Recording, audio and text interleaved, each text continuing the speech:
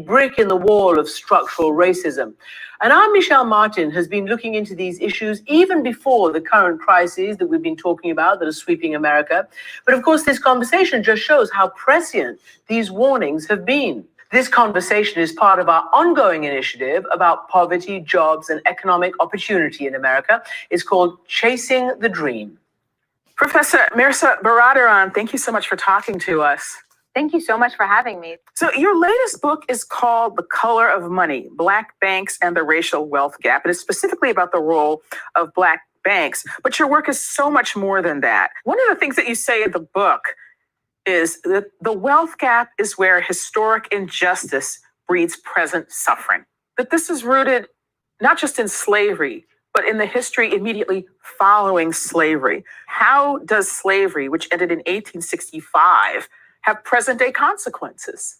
One of the things I try to do in the book is to look at the myths that we tell ourselves about sort of American capitalism and then kind of show the reality and show the gap between, right? So the myth is that once slavery was ended, there was sort of capitalism and free markets, and that since then there has been equality. And the reality is, on the economic front. Hey VB, hey. Good morning. Hey Faith. Hey VB and Faith, the first two people here. That's what's up. Good morning to you guys. Good morning. What time is it there?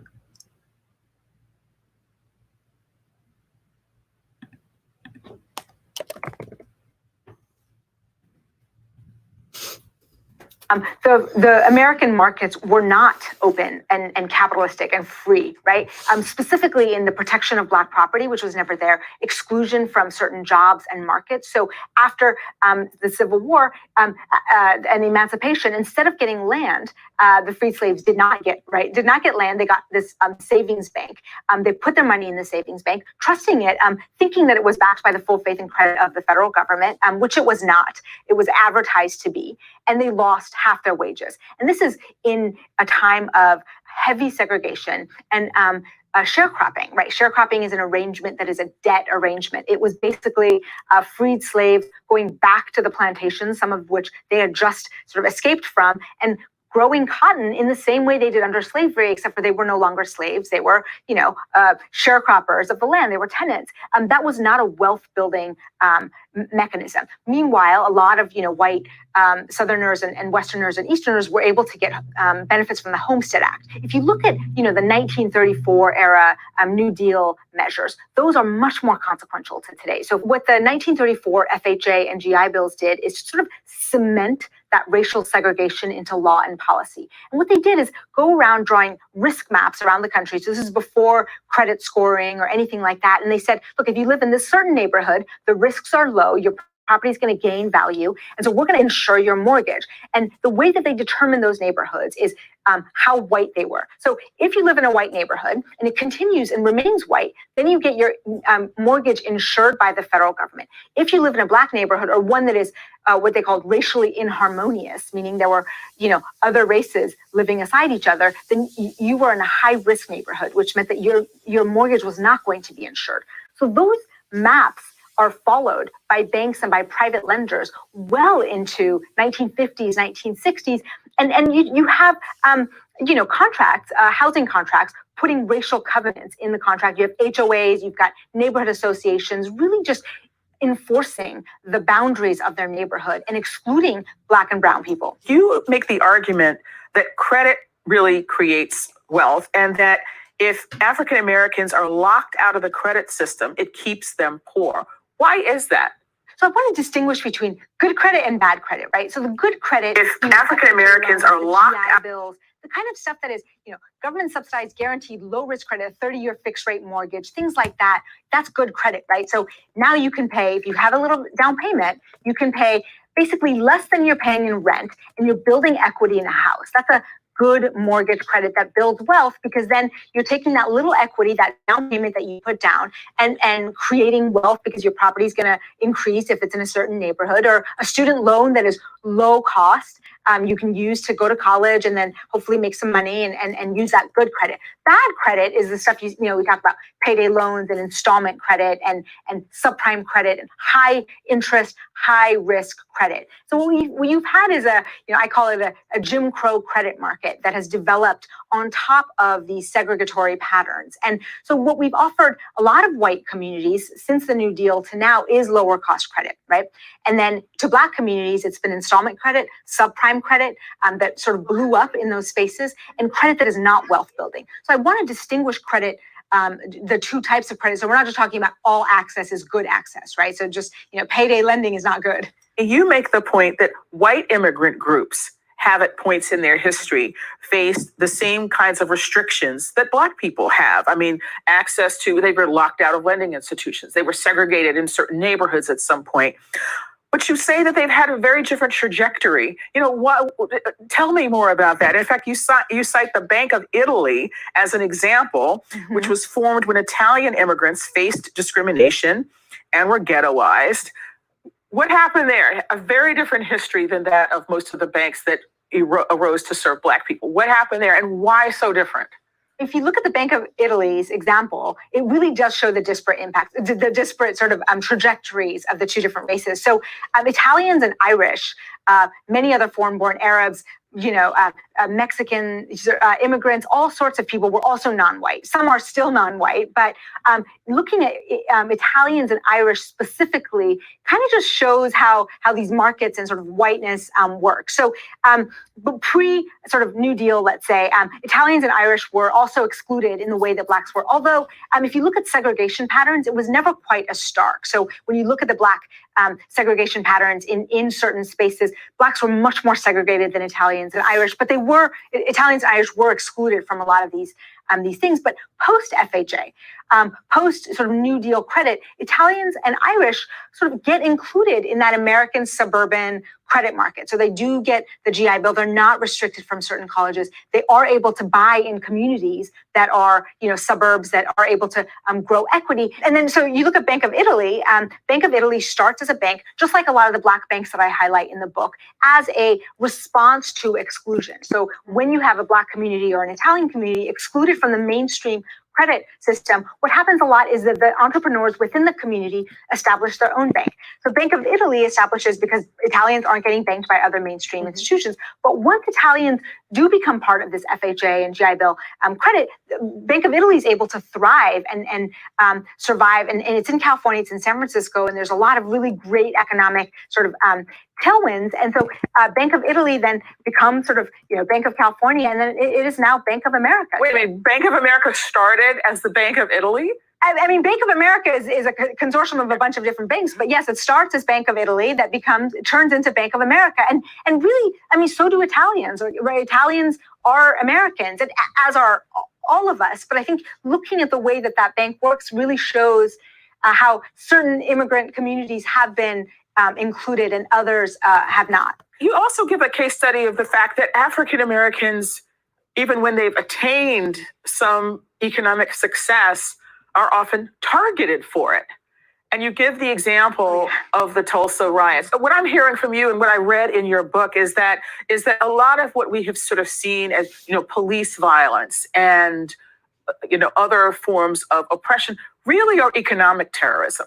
And it's really intended as much to terrorize people in a physical sense as it is to kind of deprive them of the opportunity to gain equality through economic standing, which is something that other groups have been able to attain. Is there any place that contradicted that pattern? I mean, you do talk about Durham, North Carolina. Can you talk a little about that? Yeah, and how is that different? Durham, I sort of contrast with Tulsa in that Durham understood that they were in a very precarious situation. They were also very successful Black businesses, but they purposefully did not build the tallest building in town. They built a smaller, more humble building, right? And so they kept that wealth more hidden and more sort of secondary to the white structure. When you're a minority group in a majority environment, what the survival dictates apparently what the route that Durham went. But I will say on that terrorism point and the riot point, I mean, the majority of U.S. history, when we talk about terrorism, we talk about riots and violence, it is white violence against Blacks. Okay, the paramilitary violence of the Klan, the riots in the North, and just quite frankly, just particular domestic terrorism. Anytime a Black family moved into a white block, I mean, there are countless stories, and I tell a few of them, where a Black doctor or some wealthy Black person will move into a white community. And Jesse Binga, a Black banker in Chicago that I highlight, his house was bombed like 10 times, and he kept moving because he's like, I'm an American citizen, I can live where I want. Dr. Ossian Sweet moved into a building, and a white mob gathered, and they started throwing, bricks and setting a fire. And he was armed and brought his friends, and they kind of shot out in self-defense, which is their right, sort of, to protect his home. And he gets charged with murder because someone in the crowd is killed by one of the bullets. And so you have actually a pattern of white violence against Black homeowners. So when we talk about capitalism, we have to talk about whose property are protected by the laws. Right? Max Weber talks about the monopoly of violence that a state holds. And so we have to talk about whose property is the state protecting and whose property is it not protecting. On the question of capitalism, and you sort of make the point in the book that Black capitalism has been sort of embraced, across the political spectrum throughout time. I mean, from Frederick Douglass to, Richard Nixon to Barack Obama, who are all, obviously very different people.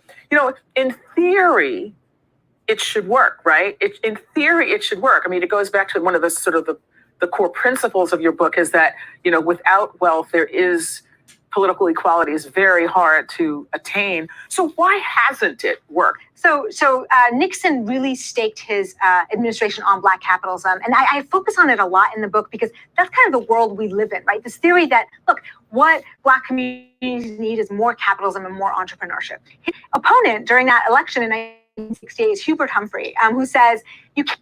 Hey, relax. Did you see some money, man? Yeah. Relax, Hill, Calm 365. Yo, man, thank you for the $2.30, man. I'm getting dressed. Happy birthday. Enjoy a good week. Thanks, bro. Thank you, bro. Yep. Thank you, bro.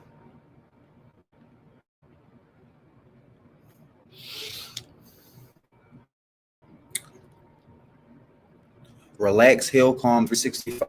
I gotta go to your profile so I can follow you, subscribe. Juliana, I have you already went to your station? Okay. I should get some glasses this week. Thank you, Relax, Hill, Calm.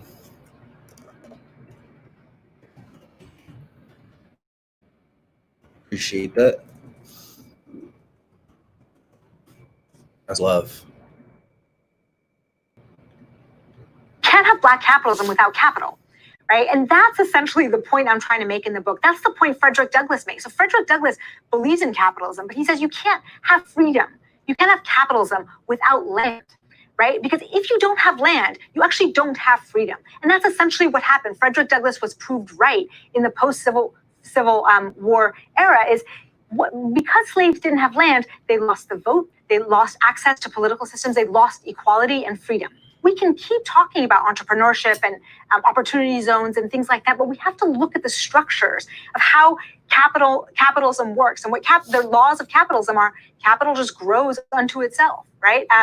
If you don't have capital, it's really hard to get capital if the structure of capitalism is just going to keep sort of perpetuating certain things toward capital, right? So I think looking at homes today, right, looking at the way that property increases in value or decreases in value, when you still see that wealthy Black people, their properties aren't increasing in value if they live in a predominantly Black neighborhood, that's capitalism, right? That's the market coding the racial preferences of market participants, right? And so insofar as the market is coded with racism, capitalism is not going to work. But I also want to make the point that we actually have never really had true capitalism in America. I think that's one of the biggest myths is we have had a lot of subsidies for white families. The FHA, the New Deal, GI Bills, FHA, that was not capitalism. That was the government coming in, making maps of certain neighborhoods and guaranteeing mortgages in white neighborhoods and not guaranteeing them in black neighborhoods.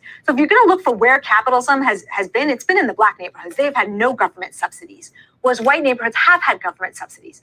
Looking at the tax code, right? We have a tax code that benefits the middle class, through our mortgage interest deductions, college saving bills. So I just want us to think hard about what we mean when we talk about capitalism. So give us some ideas, some of your ideas for how you would correct this. It's simple. I mean, we know how to create wealth for families. We did it through the FHA. We did it through the New Deal. So I've suggested, a new Homestead Act that takes some of the benefits of the last Homestead Act and without some of the bad parts, and looks at how cities evolve and looking at sort of revitalization that is not gentrification, right? So what you have in a lot of spaces right now is the stripping of black spaces as whites are coming back in, right? So the FHA, whites left to go to the white suburbs, and we're able to, gain from that. And now you have the reverse trend. And so a lot of black families are getting dispossessed of their homes and being resegregated into different areas.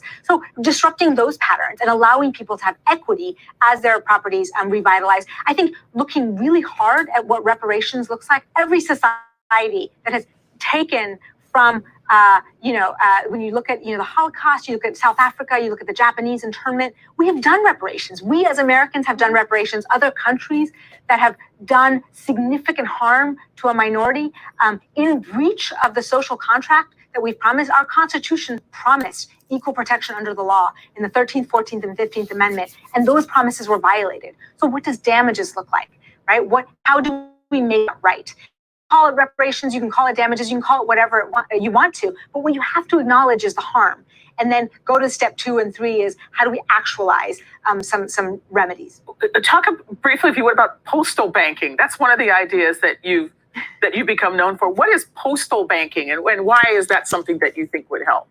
Yeah, so postal banking is actually an idea that is beyond just for the racial wealth gap, but for any communities that are in banking deserts now. What you've seen in the banking sector is this conglomeration and homogenization of banks. And as Bank of America, going back to that example, has gobbled up a bunch of different banks in this 10-year merger wave that it's done, is what it does is it closes up banks in areas that are less profitable. So we're talking about rural areas, in the South, in the West, in the middle of the country, white, black areas that are just low income, that are just not profitable for a bank. So what happens in these areas is people have to drive 30 miles to an ATM and a 7-Eleven and pay $7.50, right? Or they can go to Walmart or a payday lender or a check casher to get their financial transactions. And so the idea with a postal bank is to actually have the post office, which by its original mission is in every community,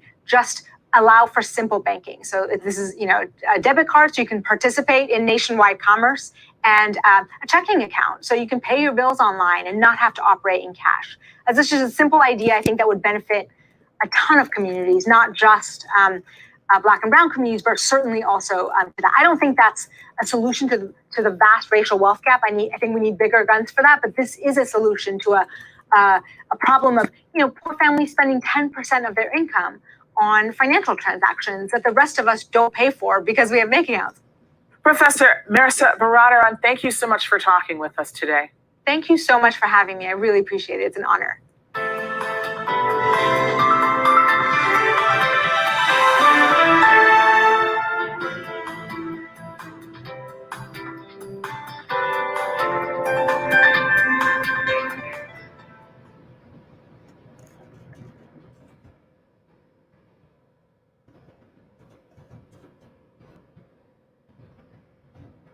That was deep.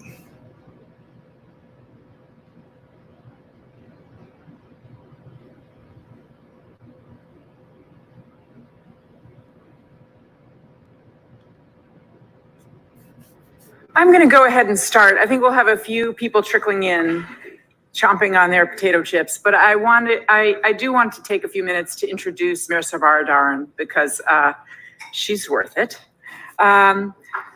Marisa is the Robert Cotton Alston Associate Chair in Corporate Law at the University of Georgia.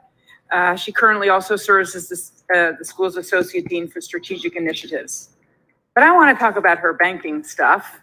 I got to know Marisa through her work. I read The Other Half, How the Other Half Banks, and I thought, this has got to be a part of any conversation.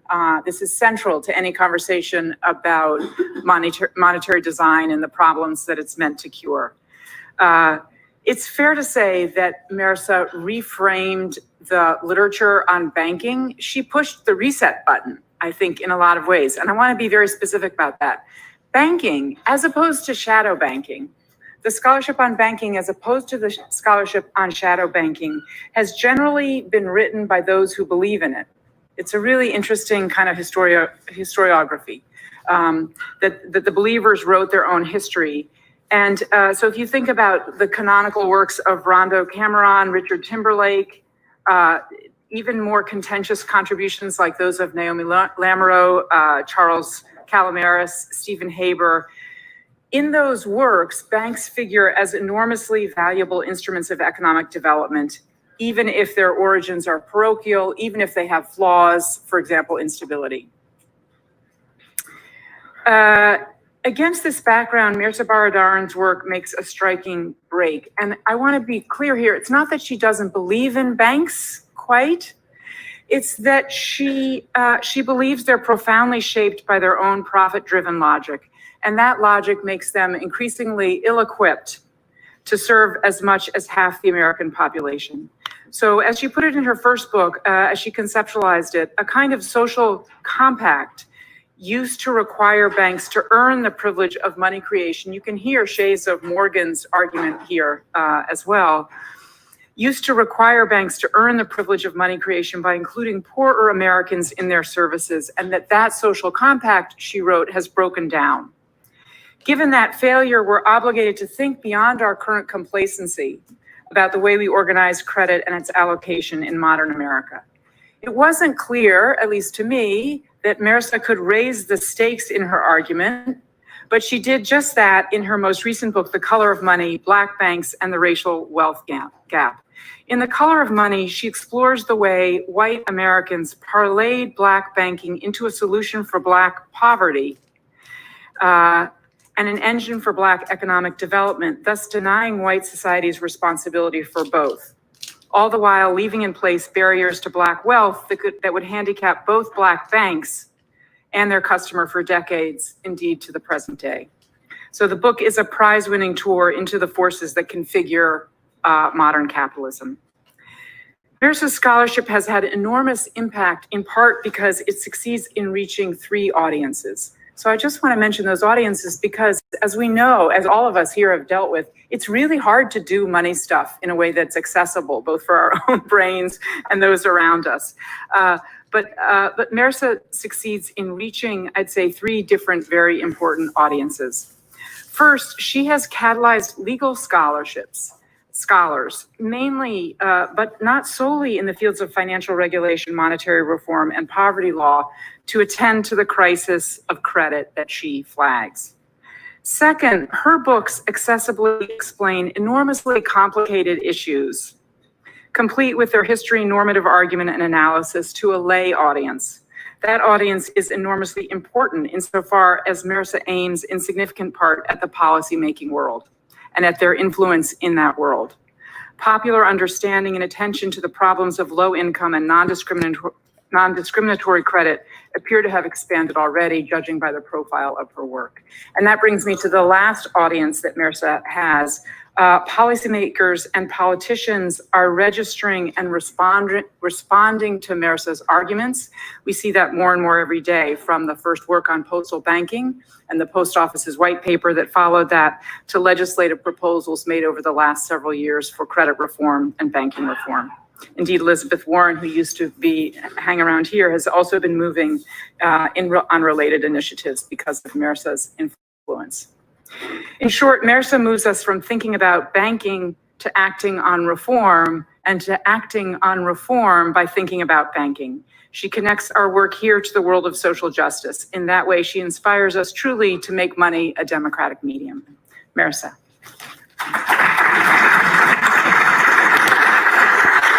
That was very overly generous. I really appreciate it. So I want to talk about the racial wealth gap, and which is staggering. And I want to show the role of credit policies, economic theories, and banking regulation in creating and perpetuating it, and to explore why the racial wealth gap hasn't abated over time. To say that our public policy efforts to eradicate the wealth gap have been a total failure is an understatement. If we're going to talk about democracy, money, and banking markets, we need to consider how racism and racial exclusion expose the myths surrounding each. So I want to focus specifically on Black banks because that's what I wrote the book about, but also because this history sheds light on the relationships between markets and state power. In fact, it is the lies we tell about markets, I think, that present the biggest obstacle to closing the racial wealth gap and achieving economic justice. So I hardly need to preach to this choir about these myths, but I'll lay them out anyway. So one, that money, markets, and trade exist outside the realm of political power. Two, that inequality is a natural byproduct of market forces rather than being created by the state. And three, that people left outside of the structures of power can overcome these barriers through self-help institutions or sort of local grassroots efforts. So the promise of free market capitalism is that it does not discriminate. This goes from Marx to Adam Smith. Adam Smith to Marx. Free markets offer equal opportunity for all to trade and prosper based on one's skill and ability to produce. Yet history reveals that in fact markets do discriminate. Or alternatively, the American economy has never borne any resemblance to a free market. For most of our history, Blacks have been excluded from occupations, schools, neighborhoods, and trades, and their property was not protected by law. Money, likewise, is said to be apolitical. As Christine Desson explains in a beautiful conclusion to a game-changing book, Making Money, the revisionist history of money likened it to water, neutral and colorless, outside of the infrastructures of power. In fact, the color of money for much of US history was white. White, too, was the color of government credit. In each historical moment when wealth was created, whether through the Homestead Act or the FHA, mortgage credit, farm loans, Black communities were shut out of land and wealth accumulation. Moreover, at certain pivot points in history, specifically during Reconstruction and the Civil Rights era, and I'll talk about both, where Black communities were demanding state intervention and capital to remedy past injustice, the rhetoric of free market capitalism was used as a weapon.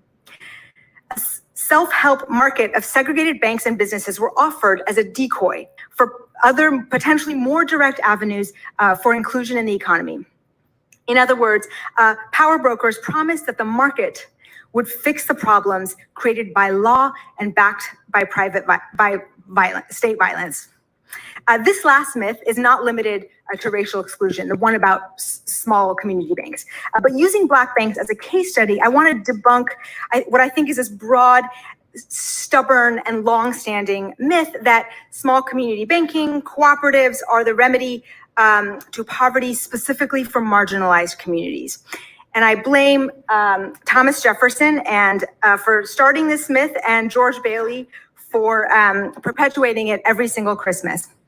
And it's high time for a boycott of this movie. Who's in? Okay, great. Who but the absolutely heartless would criticize George Bailey's bank? George Bailey's bank is the Jeffersonian fantasy bank. During the founding, Hamilton pushed for a large, centralized, government-coordinated banking system. He believed that a national bank and a public credit system was not a mere matter of private property, but a political machine of the greatest importance to the state. Jefferson, on the other hand, believed that all federal power worked against the common man. He feared that powerful centralized banking would favor the elites. And this fear was valid. The law of capital is that it flows toward more capital. And the innate trajectory of any banking system left unregulated is toward growth and concentration, which in turn breeds power, which inevitably leads to concentrated wealth and inequality.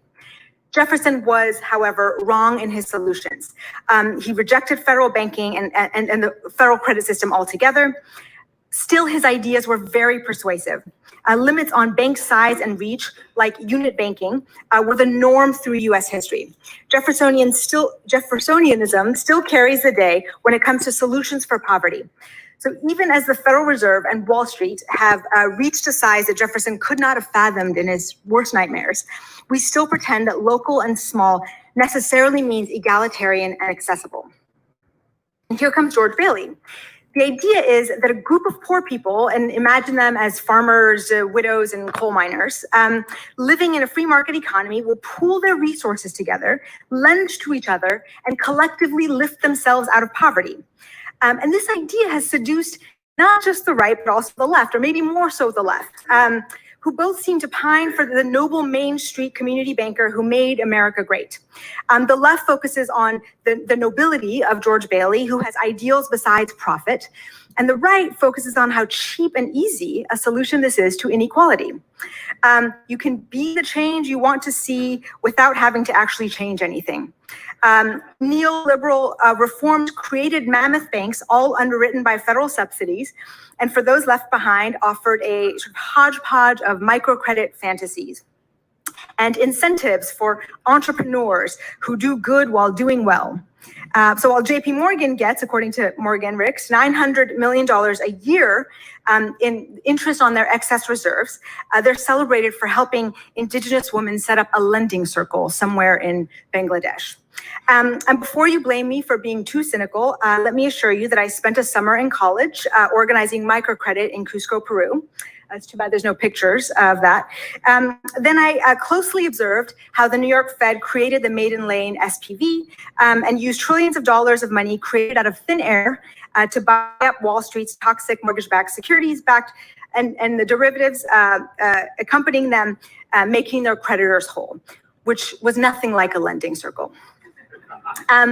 It's not an exaggeration to say that the history of community empowerment in one form or the theory of community empowerment in one form or another has been the foundational theory of every act of banking legislation over the past 50 years aimed at financial inclusion, inequality, or addressing the historic racial exclusions in credit and banking services. I'll go through that history in a second.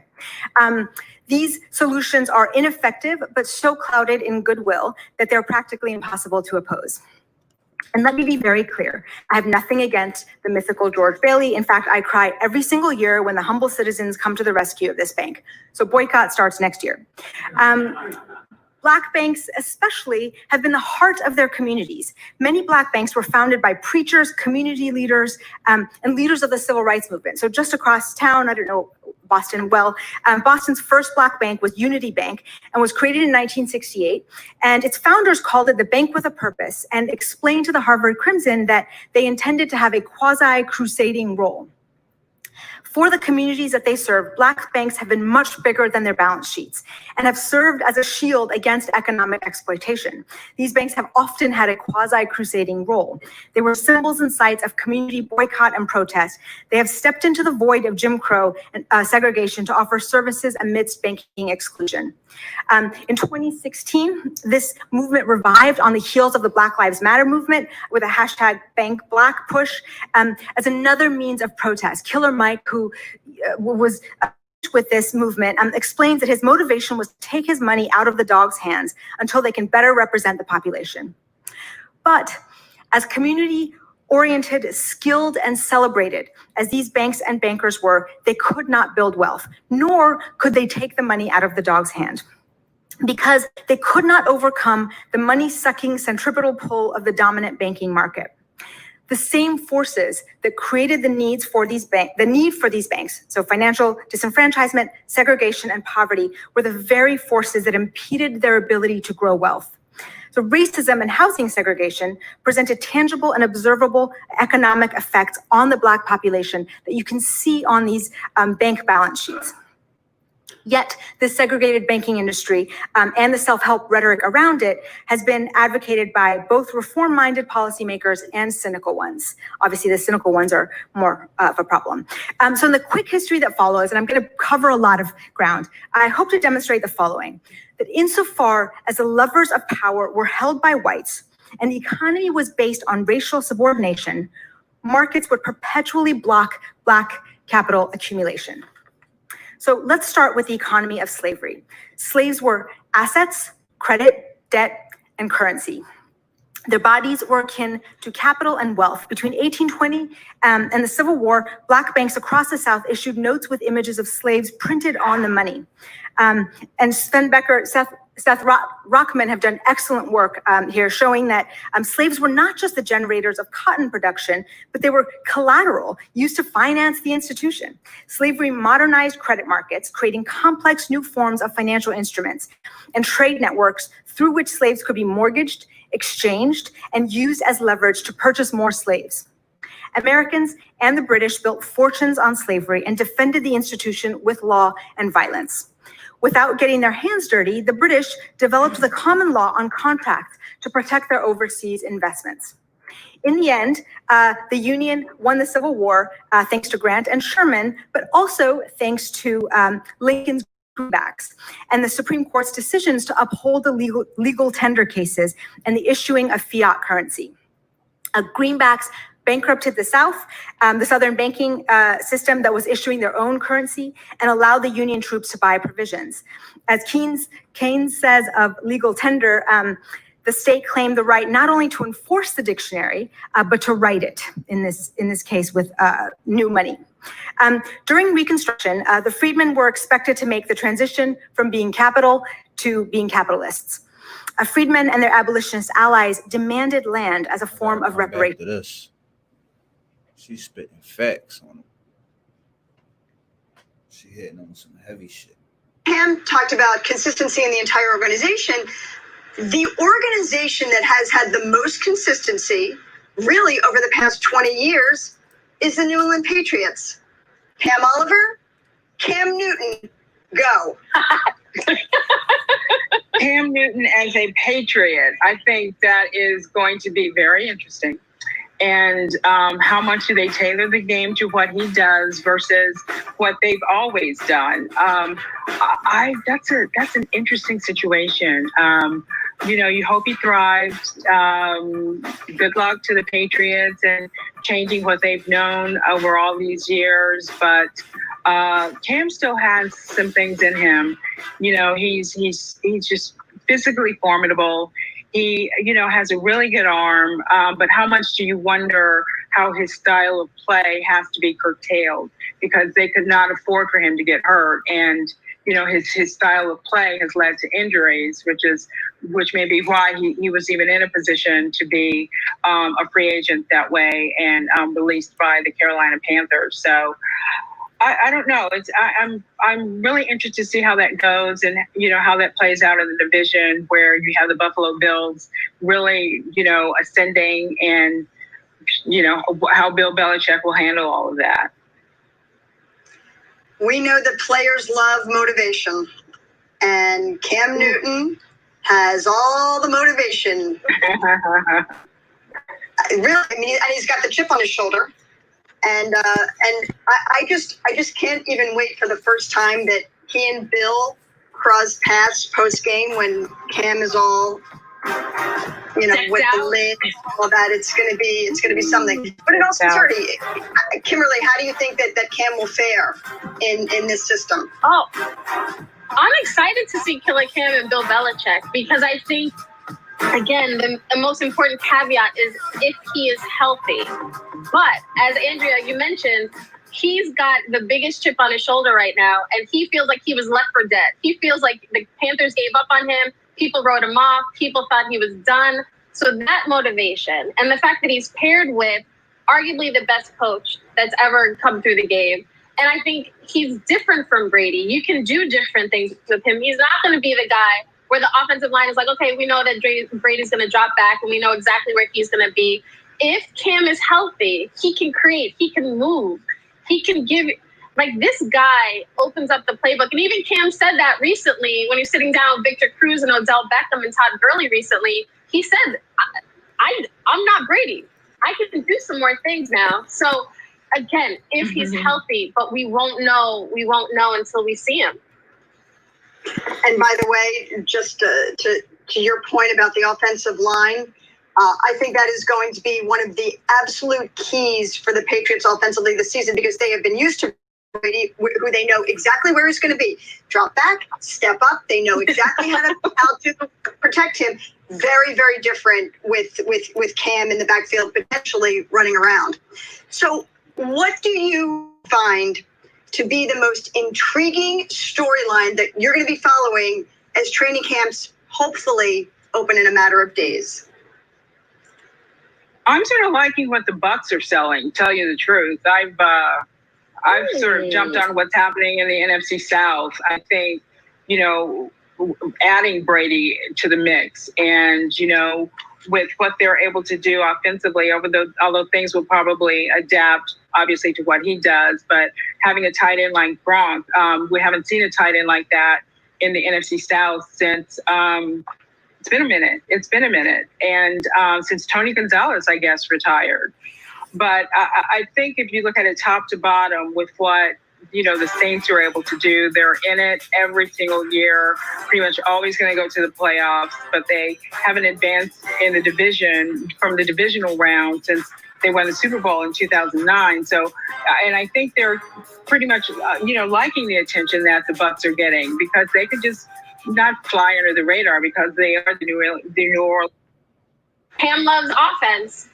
I think these are going to be some exciting games between these teams. But, also you mentioned the Bucs. The fact that the Bucs are relevant, they were relevant last year because you wanted to see what was Jameis going to do at the start of every game.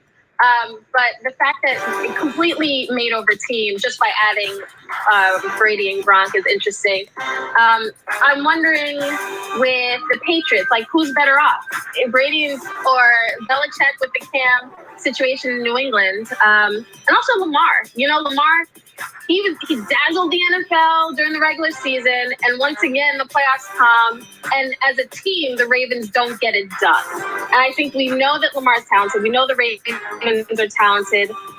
Lamar, as a passer, led the league in touchdown passes and total QBR. But I think, can we see the Ravens dominate in the playoffs the way we'd expect them to? I'm wondering in 2020.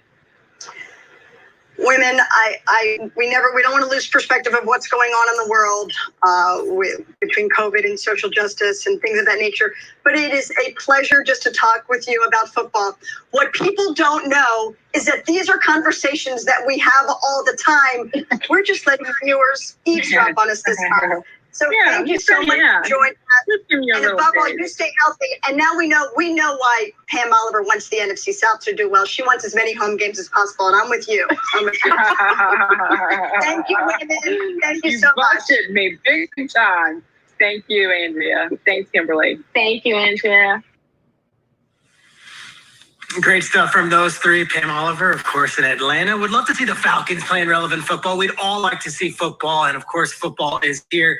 You're going to see more from those three ladies throughout the week in several different roundtables. There's awesome stuff. And be sure to check out today, 1 p.m. Inside Training Camp. That's presented by Chase, only here on the NFL Network. All right, when we get back here, guys, plenty more to talk about on Good Morning Football. This season on NFL Game Pass Film Session, Brian Baldinger and Kurt Warner sit down with the game's best players. We're basically working inside out. Quarterbacks look at the safeties. They'll teach you the techniques they use to win their matchups. It's just all about creativity in your route running. Explain the concepts discussed in the film room. You don't have to worry. You can just play aggressive. And provide insight you can't get anywhere else. No false movements, no crossovers. Just go. NFL Game Pass Film Session. What if a university could lock its tuition? From your first dream to your first dollar, from between shifts and after hours, from the struggle to the reckoning, to the moment you sit in that auditorium and realize that your whole life is about to change. What if a university could guarantee fixed, affordable tuition from your first class to your last? The hottest new razor is taking the men's grooming world by storm. And if you don't have it, you need it. Micro Touch Solo, the hyper-advanced full-body razor that trims, shapes, edges, and even shaves with micro precision. And it's totally safe to the touch. Go solo for full body control with one tool. No nicks, bumps, or ingrown hairs. Edge beards and goatees with one touch. Clean your neck, barber shop perfect. And check this out. Snap on the guide to tame growth and perfectly shape your full beard. And keep new growth stubble trimmed exactly to your style. And look, the Solo Full Body Groomer trims precisely the length of hair you want. Snap off the guide and remove unwanted hair anywhere in seconds. What makes Solo different than your ordinary razor? Dual-sided German stainless steel blade. Shave up or down at 200 miles per second. The Ultra Flex pivoting head contours perfectly to you for precise results. 3 custom grooming guides for control of exact length and shape. And a built-in LED light so you never miss a spot. Solo is so precise, you need no creams, no soaps, and no precisely the length of hair you want. Snap off the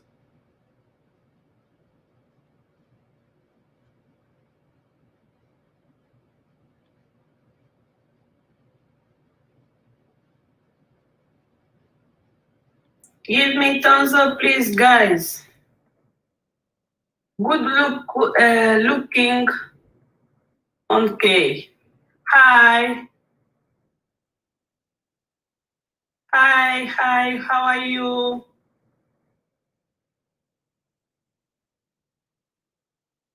Elise, hi on a Peter, no. Here, old adult film. I kind of thought I was paying too much for car insurance, but shopping around is such a hassle. The Zebra.com does all the work for me. They instantly compared all the major companies. The Zebra saved me time and money. Compare car insurance for free at thezebra.com. What's up with all these ads, man? Damn it.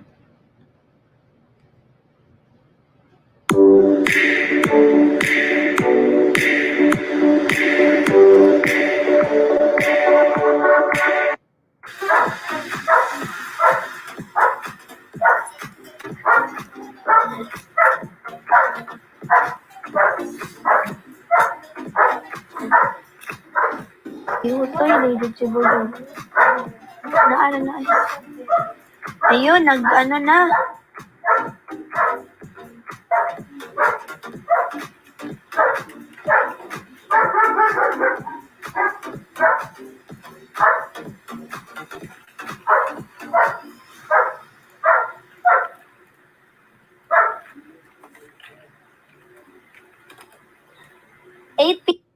Point games in under 30 minutes this season. Who is the runner-up on the list of the NBA's best? Drum roll, please. The second player on our first take primetime players NBA ranking is Bucks forward Giannis Antetokounmpo. There's a lot for Giannis in transition. No contest at the rim. The Greek Freak is the only player in NBA history with 4,000 rebounds and 2,000 assists before turning 25 years old. Giannis will launch another three. Good again. He's only one of 2 players to win MVP and make first team all defense, also before the age of 25, joining LeBron James. They had nobody that could stop the freight train known as Giannis. Player number 2, Bucks forward Giannis Antetokounmpo. Wow. All right, there you have it. Number 2 on the primetime players list is the Greek Freak. And so we have Jay Will still with us here. You're saying, wow. Let's start with Max first on this one. If you were going to build your own NBA team, Max, and we're talking about a franchise for years to come, would you take Giannis first? I would. I'd take Giannis first. Apologies to Zion and Luka Doncic. I understand the arguments for both of them, but I think the argument for Giannis would be overlooked in that case. First of all, he's 25 years old. And it's not like he has a ton of wear and tear until recently. Like he started out 24, 25 minutes a game, 30, 31 minutes a game, and kept improving as a player. And there's a phenomenon in sports I want to talk about where you see guys at a certain age perform at a certain level, like Luka right now. And the assumption is, given how much better they were than player B, let's say, at the same age, boy, the trajectory of their career is going to take them past that guy. But very few players who ever started at any level at any age ever get as good as Giannis is right now. He's about to be the back-to-back league MVP. I mean, that's what's about to happen. So I think of like KD and LeBron. KD is going to take over from LeBron. Never happened. KD, like I never looked at KD and said he's better than LeBron now. And given the injury now, given how LeBron's still playing, I don't think it's going to happen. I think about a shortstop in New York, a decade ago, 15 years ago. Jose Reyes was this phenom with the Mets, and he was an all-star, and Jeter was on the back nine of his career. Oh, Reyes is going to take over as the New York shortstop from Jeter. Really? Because Jeter was on an all-star team in New York after Reyes ever was, later than he ever was. Because some guys are performing at a certain level that it doesn't matter where the other guy starts and what you think his trajectory might be. It's very unlikely that anyone gets to that level. Let's take Giannis.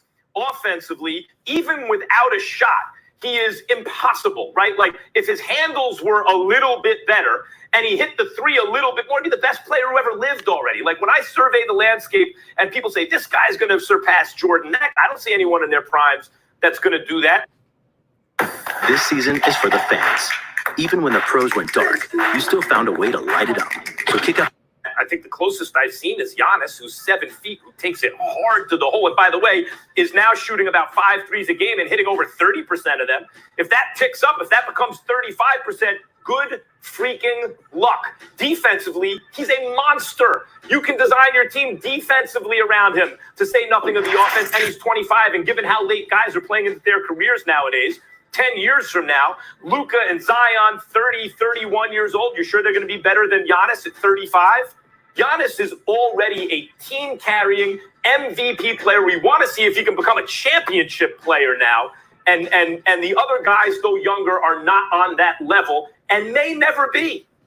You make a great point, and I really hate doing these type of debates because it feels like you have to argue against a guy that you absolutely believe in, which Giannis, I'm sure we all believe in Giannis, but maybe I'm just going to fall into the basketball hipster trap and go with Luka. Because I think you said that Giannis was impossible to guard. That's not true. Like, the whole story on Giannis is that there is a way to stop him, and people and teams have proven that in the playoffs. And I understand your point. With your whole team. Maybe Luka, I understand your point. Maybe Luka never gets better than he is right now. Right now, he's averaging 39 and 9. Like, that's fine. Don't get any better. If he averages 39 and 9 for the rest of his career, that is 29 and 9. So, well, it's 29.7. So I just went ahead and rounded it up, but that's fine. He's 30. I see 39 and 9. Yeah, I got you. Right. Oh yeah, not 39 points in 9. Yeah, 30.9 and 9. So if he doesn't get any better, where he is right now is fine. And I do think that both of those guys have shortcomings. Neither of them are perfect players. So if you're going to build your team around Giannis, you're going to have to find somebody who can close games with the ball in their hands, because I think Giannis has not proven that he can do that yet. And you're right. Maybe he'll get better, but I'll use your own argument against you. We may not see that ever happen, because you said that players who start off great may not grow in anything. So maybe Giannis never develops the ball handling and the shooting ability to close games. You're going to have to bring in a wing player, because as much as athletic as Giannis is, he's not a true wing. He's a big man who can play on the wing, which is different than KD, who's a 7-footer who plays on the wing. So you're going to have to bring in someone to close games if you're going to win championships. And I agree with Luka. You're going to have to bring in some defensive help, because he is deficient on that end of the floor. I think it's easier to find people to support Luka defensively than it is to find somebody that you can rely on to close games with Giannis. So obviously, if I get to start a franchise with Giannis, I'd be in heaven. It's hard to go wrong building around a player like that. But given where they are, and Luka is 21 to Giannis is 25, so it's not a huge age difference, but there is a difference there. And given the development that you can hope that Luka can make, and the development that you could hope Giannis can make, I feel more comfortable with Luka and bringing in a big, which they have in Dallas.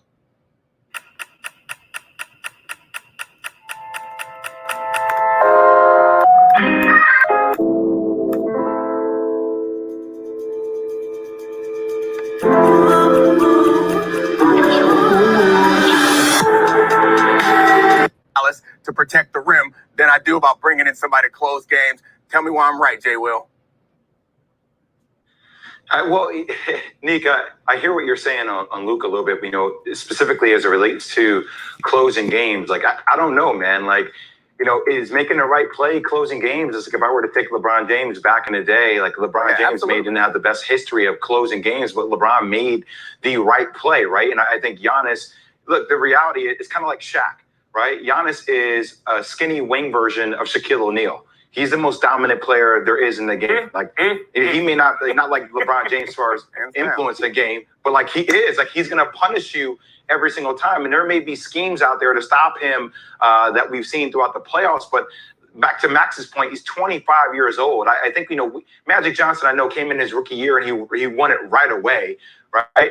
Also, they have Kareem Abdul-Jabbar on that team, which made a difference, right? But still, like, it's okay to give somebody some time to figure it out with the pieces of their game that they need to add in order to win a championship. And I think sometimes we lose that because we live in this vacuum that we need it to happen yesterday, right? It's like Amazon Prime. I need it 3 days ago. 3 years ago. Like, I think the trajectory that we're on with Giannis right now has been exponentially great with just seeing how much he's grown and putting the right pieces around him defensively and shooters. I think Giannis is going to be in a position where he will make the right plays, and I think he could be considered a closer.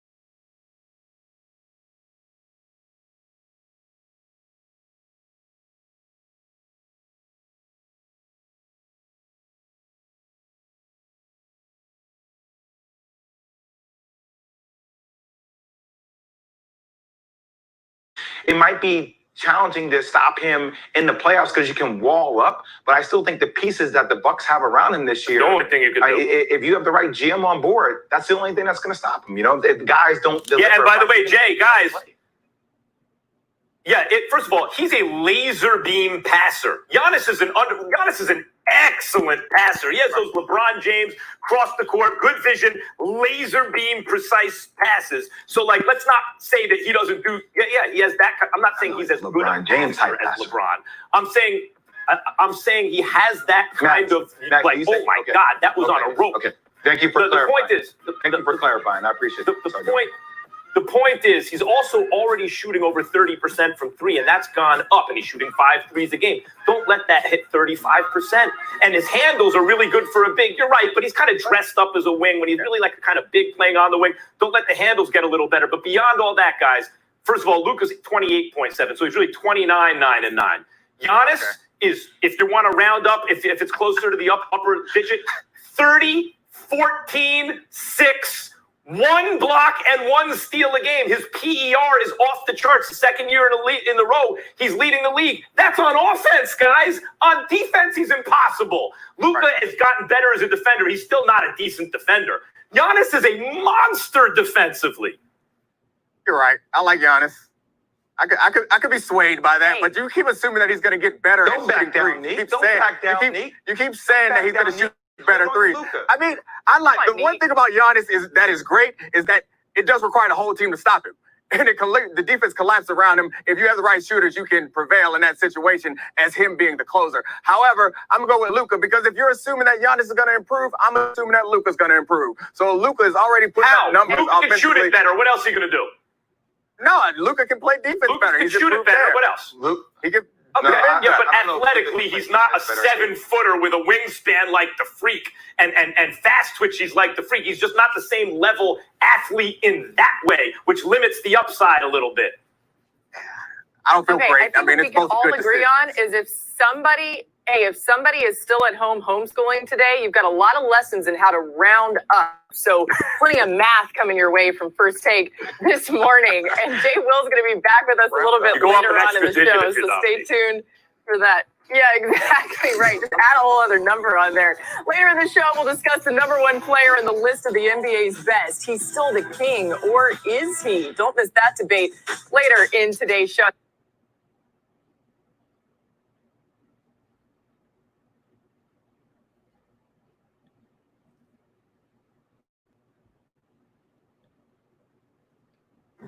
If I gave you $25,000 today, what would you do? Pay 2 years off your mortgage, escape the rat race for a while, buy a new car?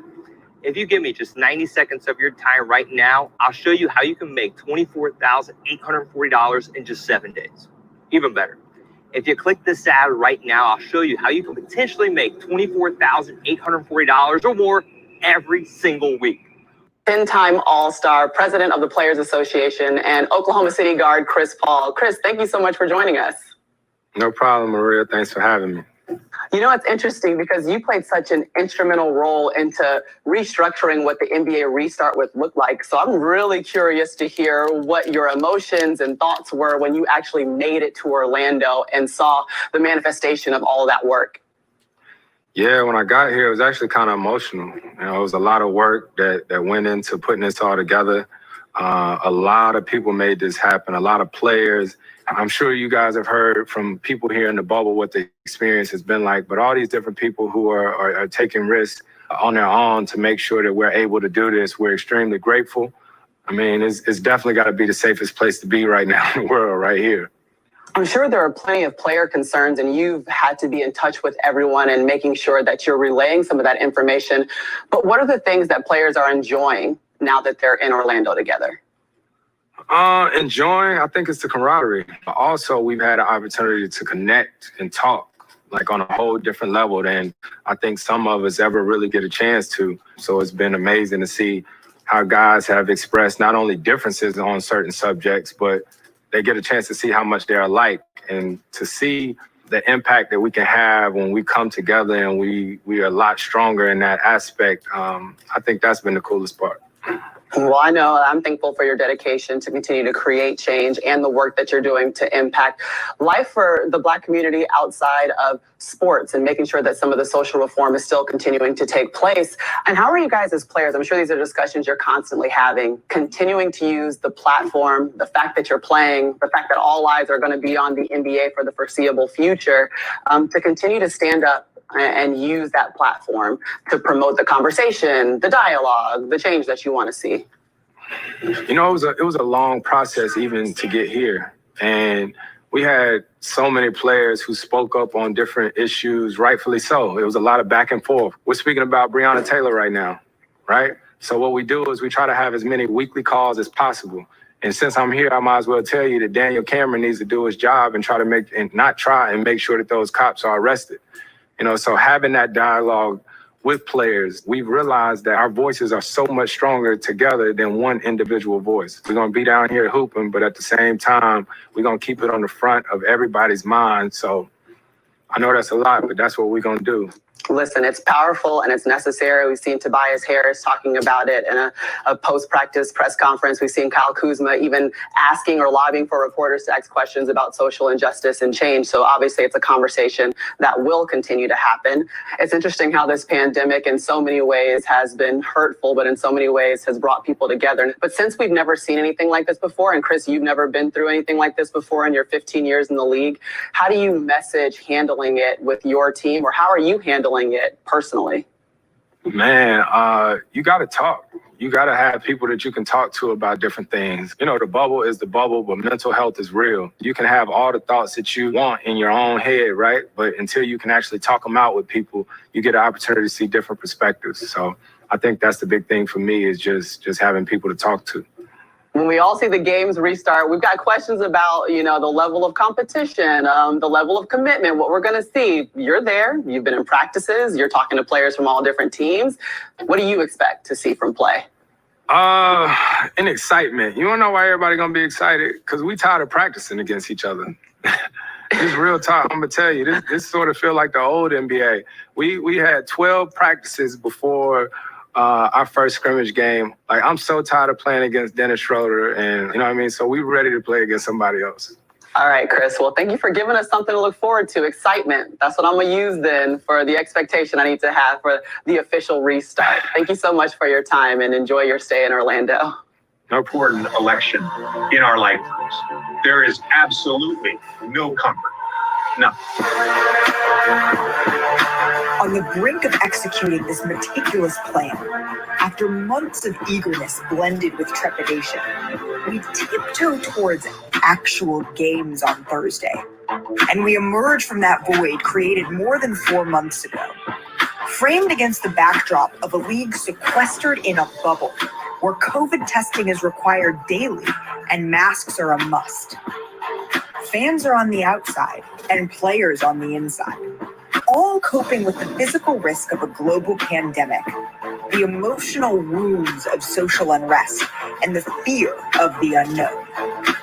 We always remind each other, always laughing and joking. We are out here, having fun. All we got right now is each other. 22 teams restart. 16 will make the playoffs with the traditional best-of-7 games series. Down to 8, down to 4, down to 2, and then a world champion by October 13th. There are endless hurdles to clear and unexpected challenges to face. So be it. Basketball is here.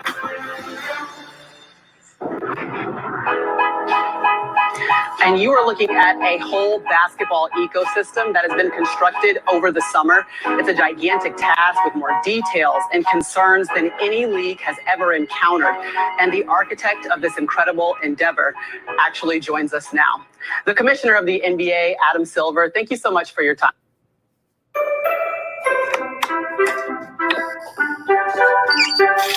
Where some see a baker, I see an artist.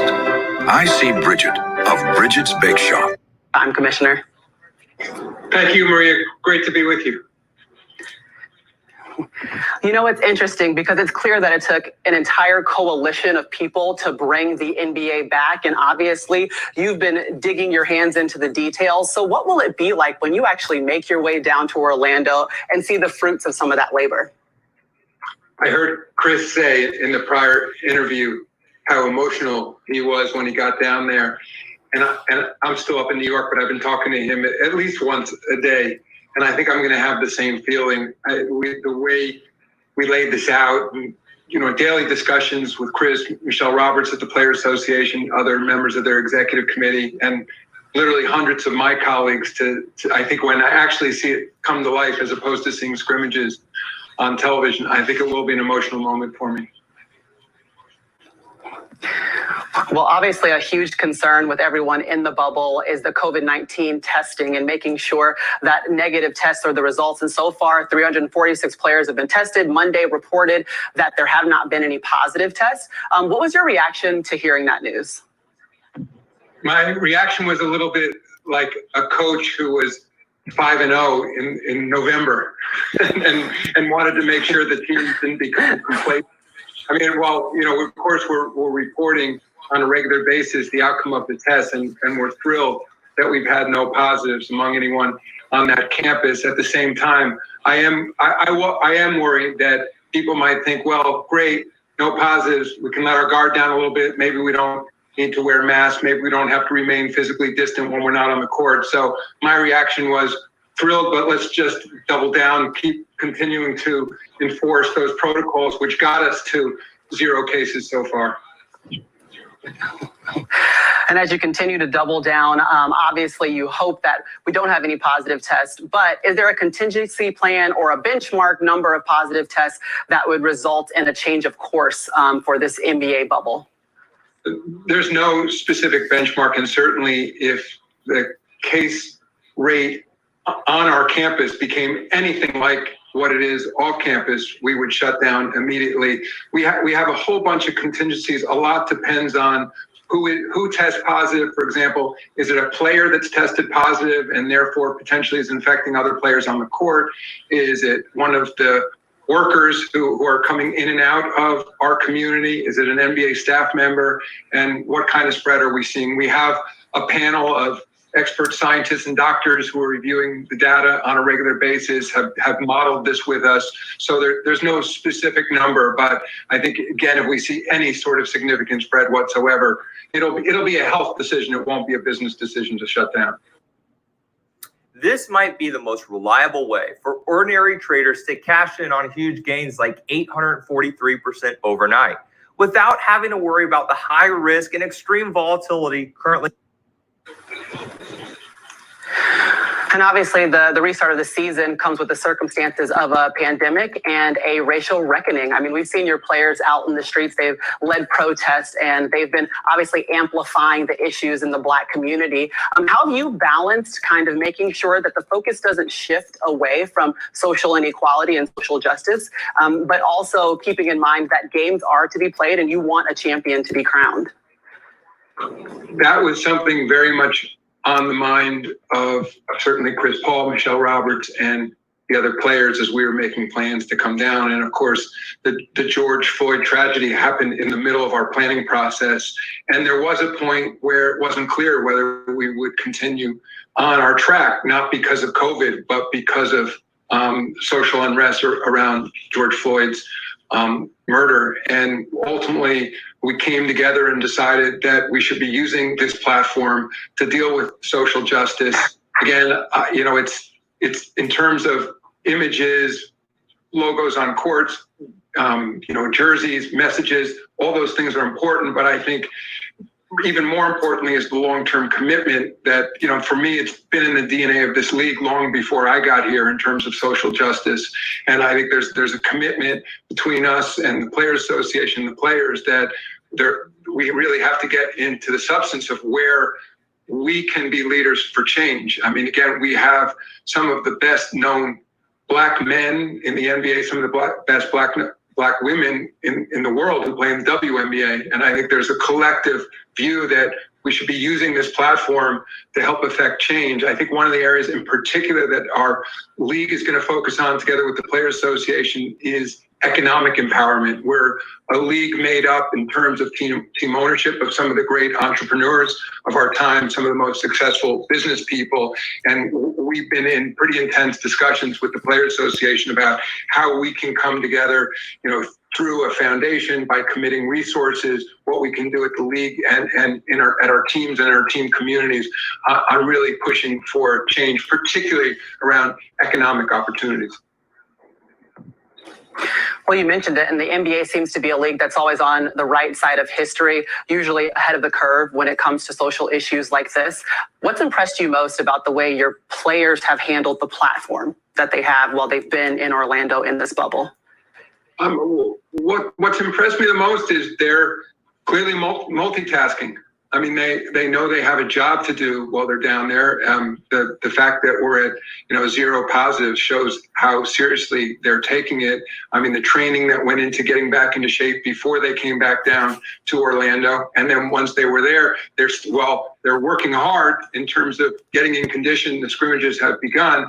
They're also on regular Zoom calls that we have a series of outsiders arranged by the Players Association, been talking to them. I mean, they're still learning a lot about these issues, and I think sort of in the process of thinking collectively, how can we best use our resources to really lead to change? And I think that's one of the benefits of them all being, at least 22 teams of our players all being together in Orlando.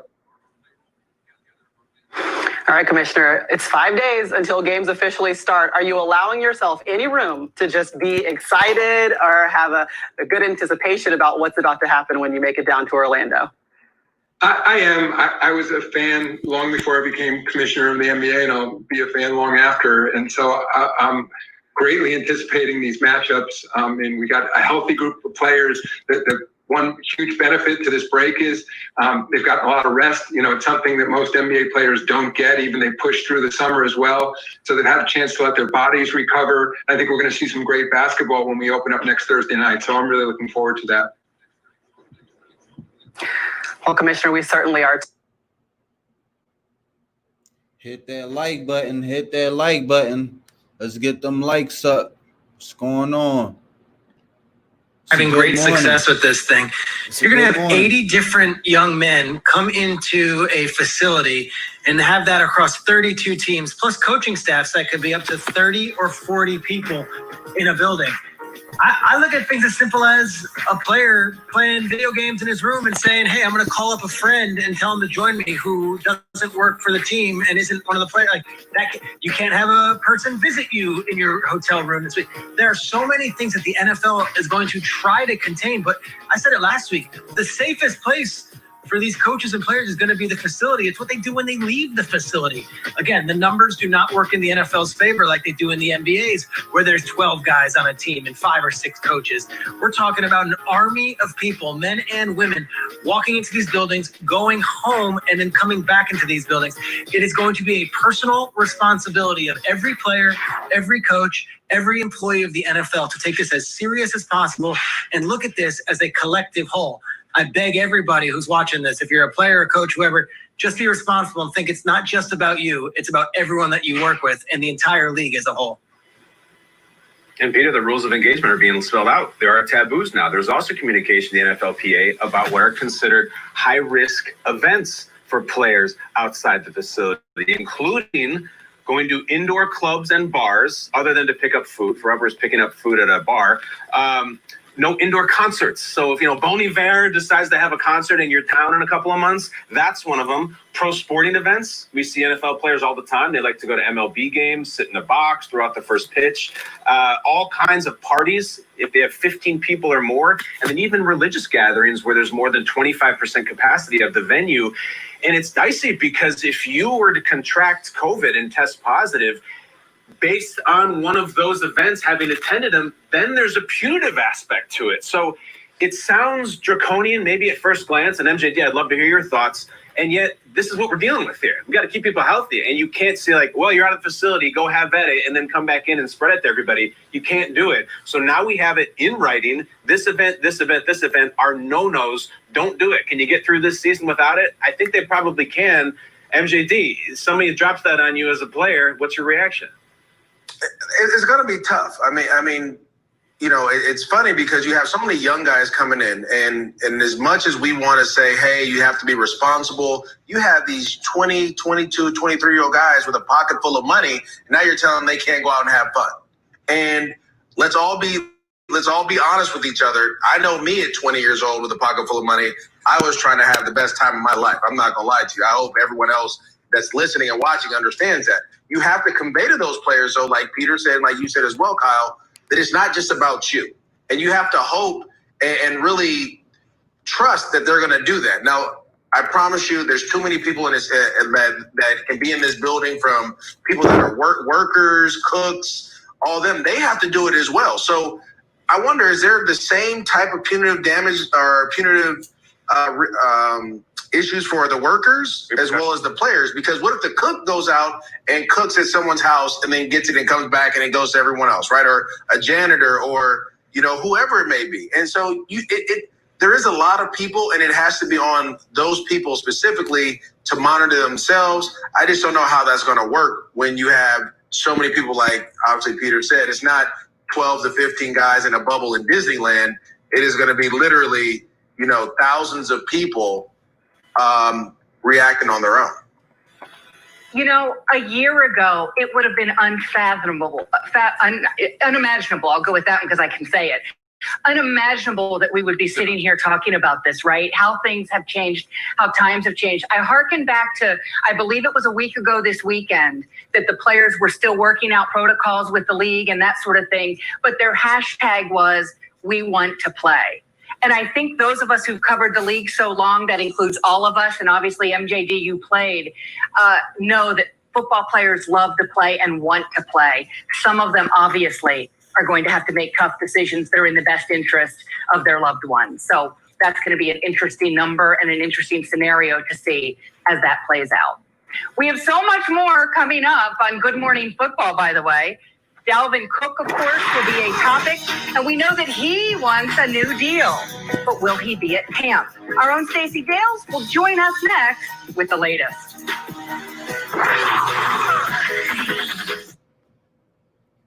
Are you interested in the specific gun laws for your state? If not, no worries, simply skip this video. However, if you do want to know the specific gun laws for your state or any state, the USCCA has an awesome free resource. Simply click this video. It's going to take you directly to the USCCA Concealed Carry Reciprocity and Gun Laws map. Let me show you what it looks like. Once you click this video, you'll be taken to uscca.com/maps. From here, you can click on any state and get a complete breakdown of the gun laws you need to know. This free resource takes complicated legal information and makes it easy to read, breaking down everything you need to know to carry legally in your state and any other state in the nation. As someone who travels for work and has a family, this map is a must-have resource for anyone who is serious about defending their loved ones and themselves. Definitely take the time to check it out.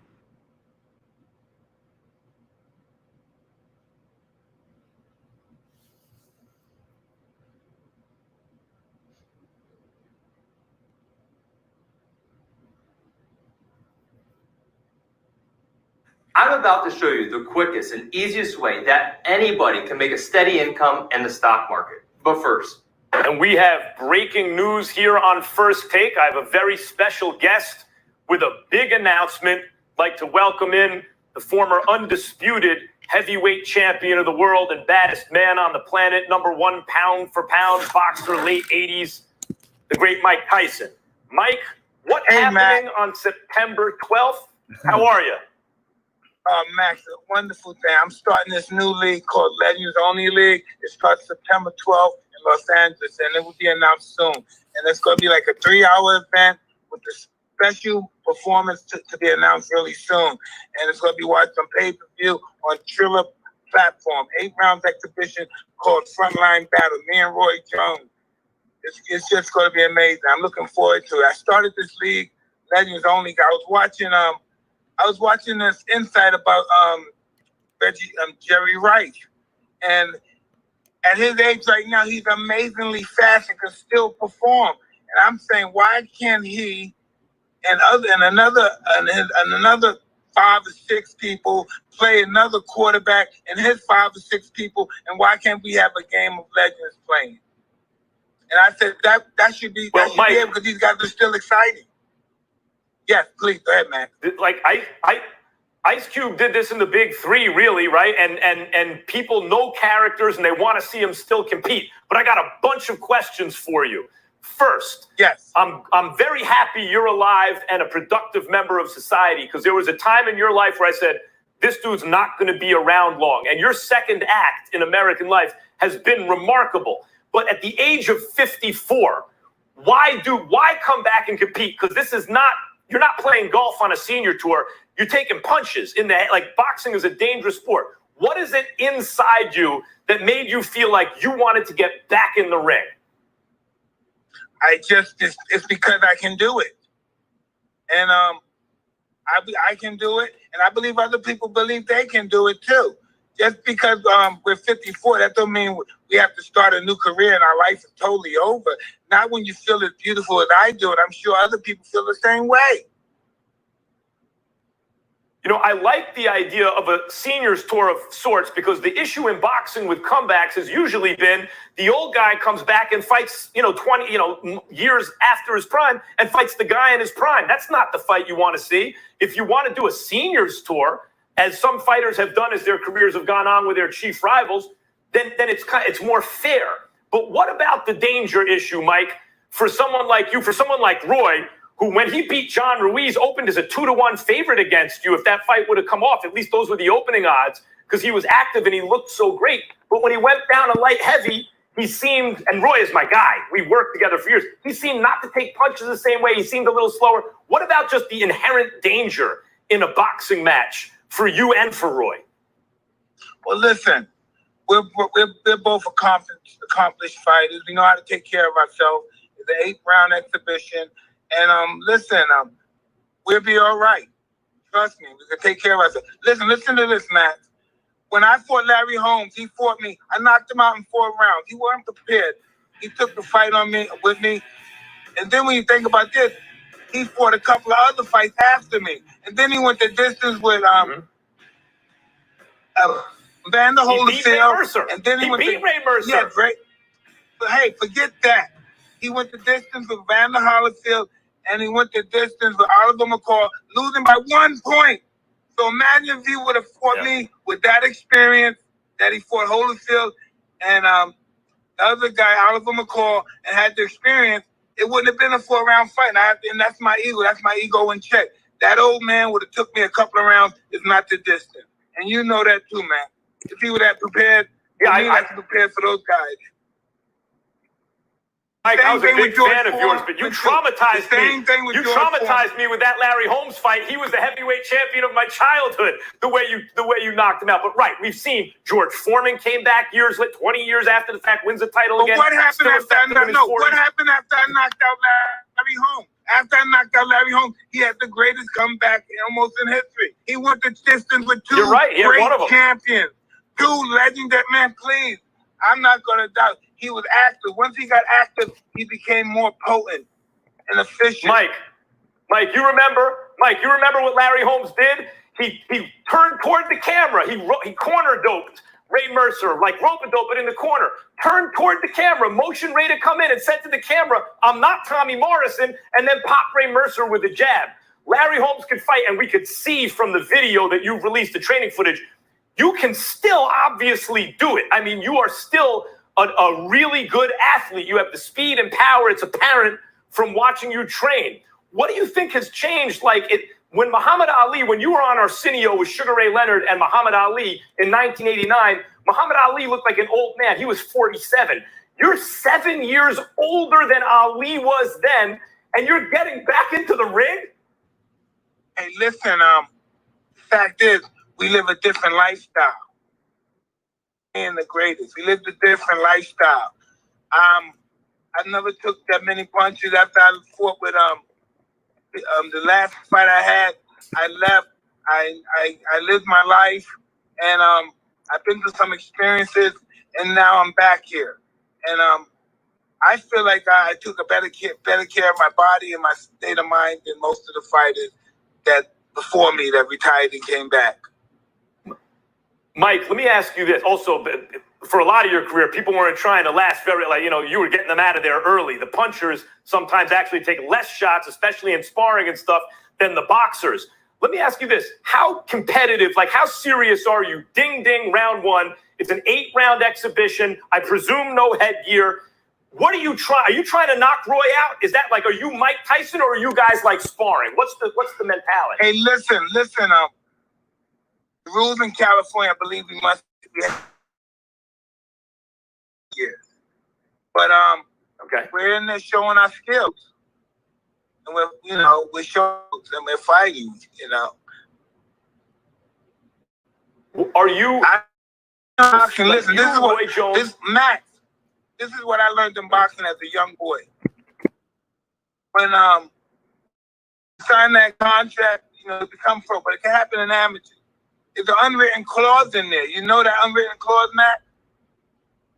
And then in the professional boxing contract, it's unwritten that at any moment during training or fighting, you can die. That's the unwritten clause in the boxing contract. And that's just what it is. That's real. Mike, who else, when your name comes up, a lot of people's minds go to Evander Holyfield.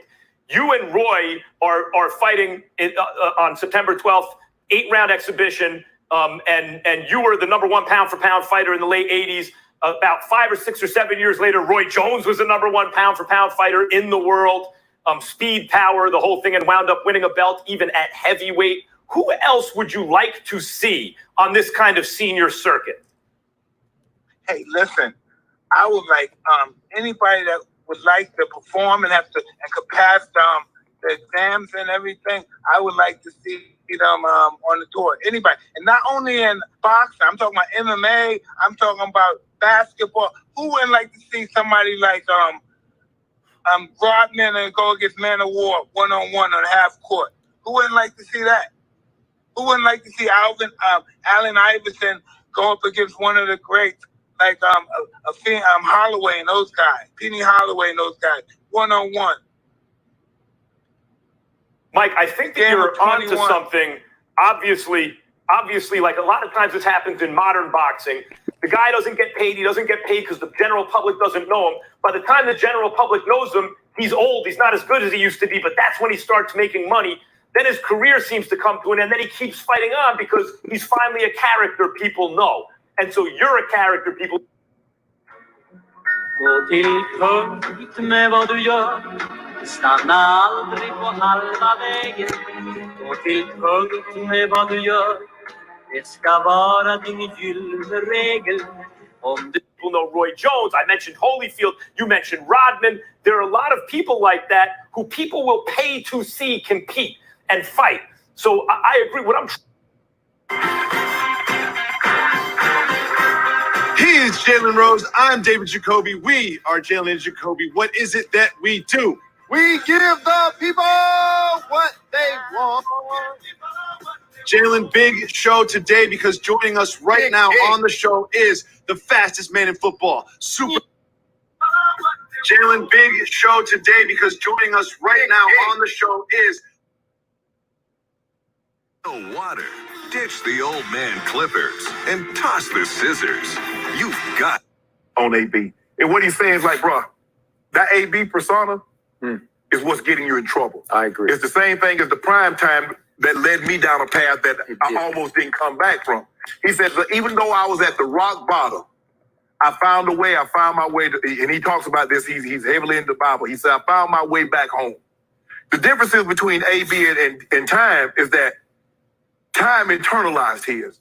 AB lashes out on everybody else. He takes it out on everybody. It's everybody else's fault. Good point. And so I think the thing is that Time says, bro, if you want to get back in the league, and you should be in the league, you're still a top receiver. You're going to have to change some things about the way you do business. You're going to have to change the way you behave. He knows that, and Time is a big team guy. Hey, do you, but don't nothing come before the team. Don't interrupt the team. And a lot of times in what we saw, he interrupted the team in Pittsburgh his last 4 or 5 years. He was interrupting the team even before he even got on the team in Oakland. Now, he wasn't going to be a problem, the New England situation, if he could have just held his thumbs for a couple more days, Kim. That might have been an okay situation for him in New England. Yep. But I think Time is trying to reach out to him, trying to mentor him, and trying to show. And Time carries a lot of weight in the NFL. And if teams see that, oh, you're talking to Time and what he represents, it's like, okay, let's give Antonio Brown another shot. So I commend him. I think Antonio has learned a lesson. He knows. They're going to play by my rule. The NFL is not going to play by any player's rule in the NFL. Ever, never, ever, ever. That's not going to happen. Yep. Because if you think they're going to play by your rules, guess what? They'll change the rules and find a way to get you up out of there. So he's finding that out. But I commend Time for taking the time to put in with AB and says, bro, you're going about this all wrong. Now, you got fewer years left than you actually think. Don't waste them talking about, man, I wish I had done this. Because a lot of times we have a revision. Man, I sure wish I'd have trained a little harder. oh, I sure wish I would have said this or done that. And time is trying to get to him and say, bro, this time is not too late, but you got to change your way.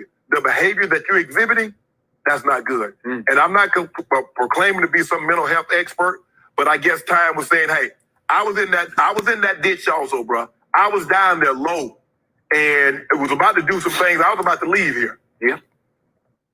Take my advice, bro. Clean yourself up and get back out on the field.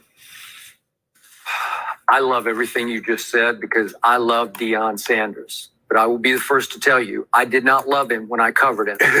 He was difficult. He can be. He could be arrogant. He could be thin-skinned. But I always just revered him because he is the GOAT. And it's not even close to me. He's the GOAT cornerback. Well, you got Tim McCarver. Tim McCarver criticized him for water on his head. Where he was going back Atlanta. He was playing Atlanta and for the Braves. And so he flew from Miami to be with Atlanta and Pittsburgh, and he says he's being selfish. Tim's a good man. He didn't deserve it. No, he didn't. Deion saw the light in ways that a GOAT has a hard time seeing the light. And he wrote about it in his book. He drove himself off a cliff attempting to end it because he had reached the point, as he said, of devastation, going through a marital breakup, and he just hit bottom. And I loved what you said about the disconnect that he finally came to experience, to come to grips with, which is the disconnect between the real is Deion Sanders. The unreal is prime time. Right? Yep. And you call him the nickname, but now he's Deion. In his heart and mind, he's Deion now. And Deion is really a good man. He is. And Deion's heart is in the right place. And he has dedicated so much time to mentoring young players coming up. They just have to open their ears and hear. So when I watched that video yesterday, I didn't watch Deion speak. I watched AB listen. AB can fool you. He can come on and I was trying to think, are those words hitting home? Because he was spitting some deep, real truth at him. There's AB. He'll just get you in trouble because everybody wants you to be AB. And then you start thinking, I got to be AB off the field. Well, then that happens and that happened. You're exactly right. Deion went inward. AB lashes outward. And yet the real is Antonio. And if he can come to grips with the real, and again, Deion said that he is undergoing some sort of counseling. Is it taking? Is it connecting? Is it hitting home with Antonio? Is he hearing it?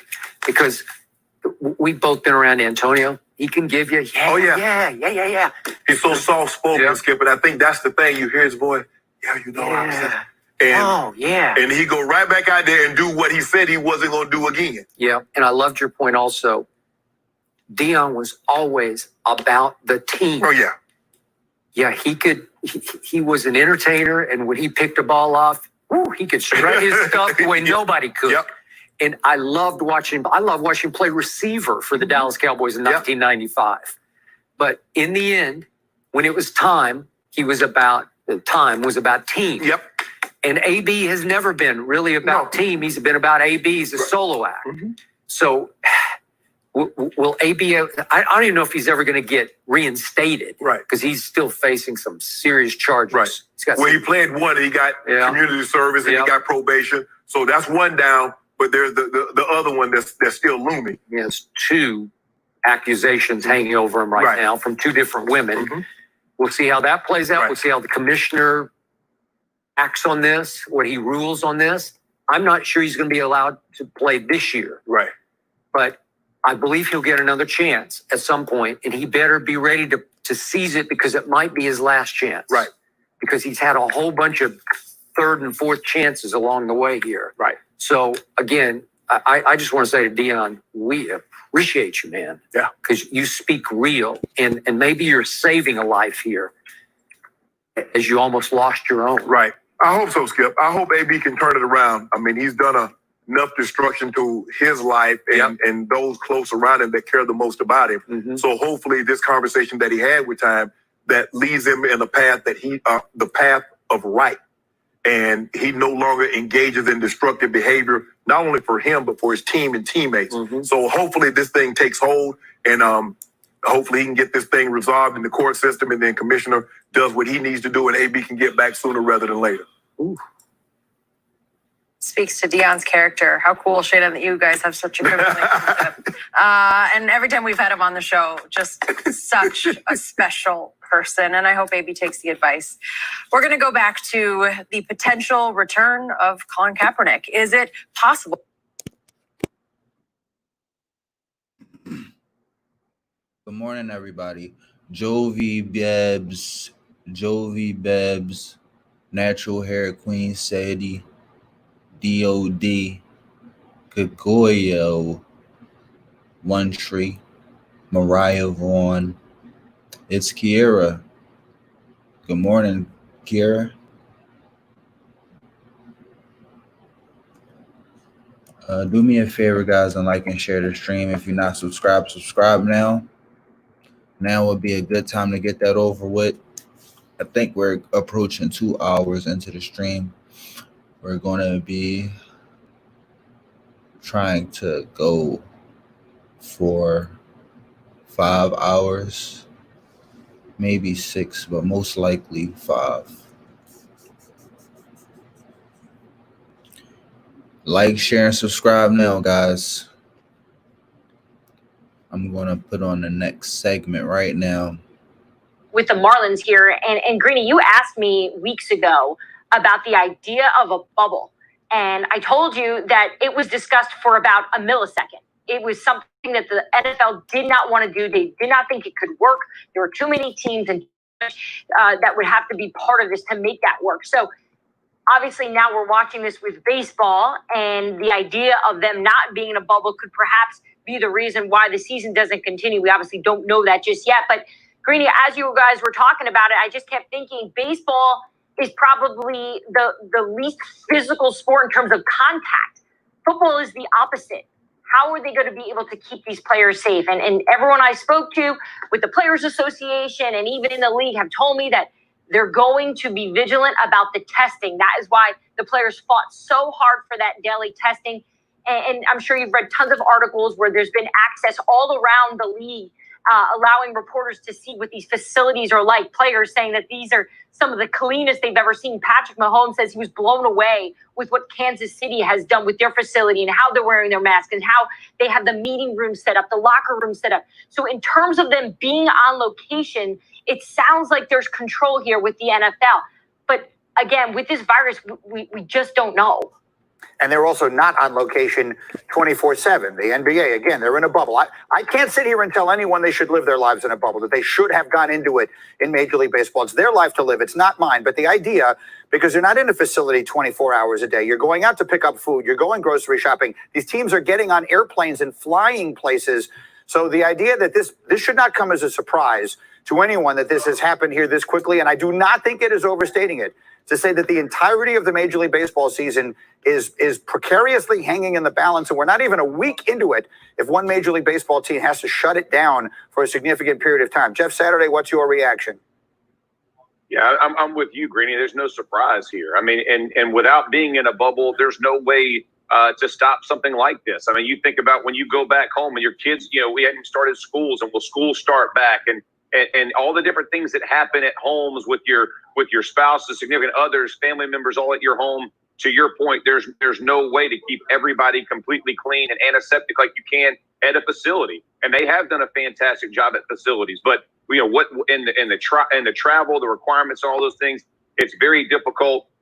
I think the largest conversation will be, how do you manage this? How do you manage? How do the Marlins manage this? But how, as the NFL, now that you're seeing this happen with the Marlins, how do you manage? What kind of conversations are happening now if this were to happen on a football team? And so from the NFL's perspective, the one thing I would say is having the week in between is a little bit different. You heard in the last segment talking about a guy or a team coming in and playing locker room that they just used yesterday. So I think some of those things will be scaled back, but there's no way to prevent this if you're not in a bubble, to your point. And so I think it's all about how can you respond to the situation and how do you make players feel comfortable about their health and safety and the health and safety of their families they're going back to. I can't stress that enough.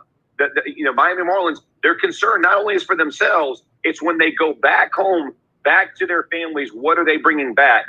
Very, very serious conversations are going to have to be had. Unfortunately, the Marlins are sparking this, but these are discussions that will have to take place. Booger, I mean, athletes are athletes. And so try and put yourself, Jeff just referenced it. The Marlins played in Philadelphia yesterday. The Yankees are supposed to play there today. If you were a member of the New York Yankees, are you comfortable going into that clubhouse, showering there, dressing there, doing all of the things that you do when we know that the Marlins have had 14 people, 12 players and 2 coaches at minimum, to have tested positive so far? Absolutely not, Greeny. And more importantly, not only the locker room, I'm not willing to get on the field with the Phillies knowing that they faced the Marlins for several games. I just think that for this situation to happen, you guys are right. We knew something like this was coming. What we don't know is how MLB is going to handle it. I think that's what's at stake right now. I think college football, I think NFL football, I think all the sports that are getting underway now or later in the fall are going to watch how Major League Baseball handles this. And Greeny, more importantly, these are professionals. I think college football is really paying very, very close, particularly to this decision. We've already had a couple of football teams. Michigan State and I believe Rutgers have quarantined their entire football team for 14 days. Now, that's easy to do in late July. Are you willing to do that in late August, early September when the games start to happen? I think this is a pivotal moment for sports, particularly college football, when you're dealing with amateur athletes. I think everyone around the country is paying attention. How does Major League Baseball handle it? We knew, or we can say we knew it was coming. What we don't know is how Rob Manfred, how the Players Union, Tony Clark, how everyone going forward is going to handle this situation. I think that's what's at stake. The NFL can't play in a bubble. They said they don't want to do that. It's just logistically entirely too challenging. So the NFL is going to deal with similar things. But again, those are professionals. I think the amateur athletes and the NCAA are the ones that have to pay close attention to what MLB does. It's well said here. Guys, thank you very much, all of you. I've got Jalen Rose and Bomani Jones standing by as well. I'll make this very brief comment before I bring you guys into the conversation. From the moment I came back up here to Bristol in mid-March, when all of sports got shut down, I told you I'm going to be optimistic because it costs the same as being pessimistic, but that I will never be unrealistic. I'm never going to lie to you sitting up here. And so the reality of it is right now, this could not possibly have started worse.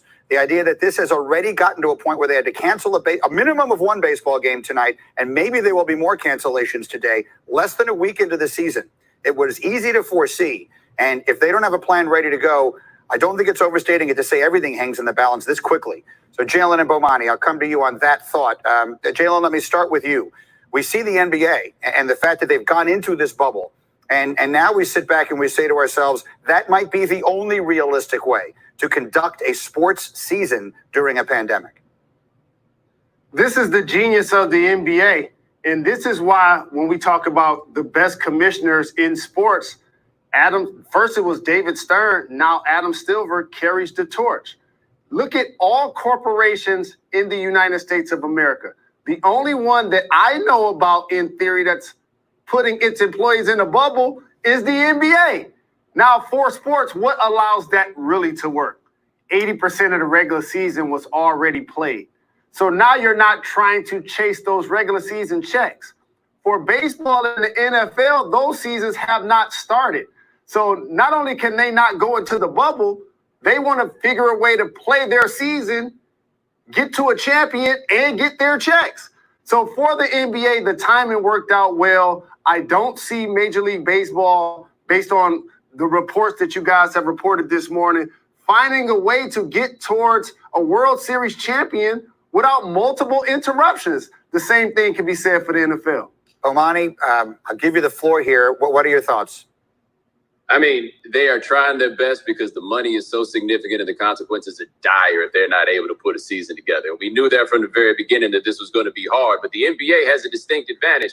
There's only 15 players per team. It's a lot easier to put them into a bubble than it would be for the NFL. I don't know how big the wild world of sports would have to be if they tried to bubble that. And I think baseball's in a similar place. But once everybody decided, whoever they were, that they were going to be jumping on planes and people were going to be going back home, then somebody was going to catch it. That was inevitable. There's a reason. It's a pandemic. That's how pandemics work. There was no chance that nobody was going to catch it. And then once they wound up back with the team, This was something that we knew was entirely possible. What I can't glean from here is, did they have a set plan, and if then plan for what happens? Because this was obviously foreseeable. And if they didn't have a clear idea of what they would do for an outbreak with the team, that's a great failure on the part of Major League Baseball.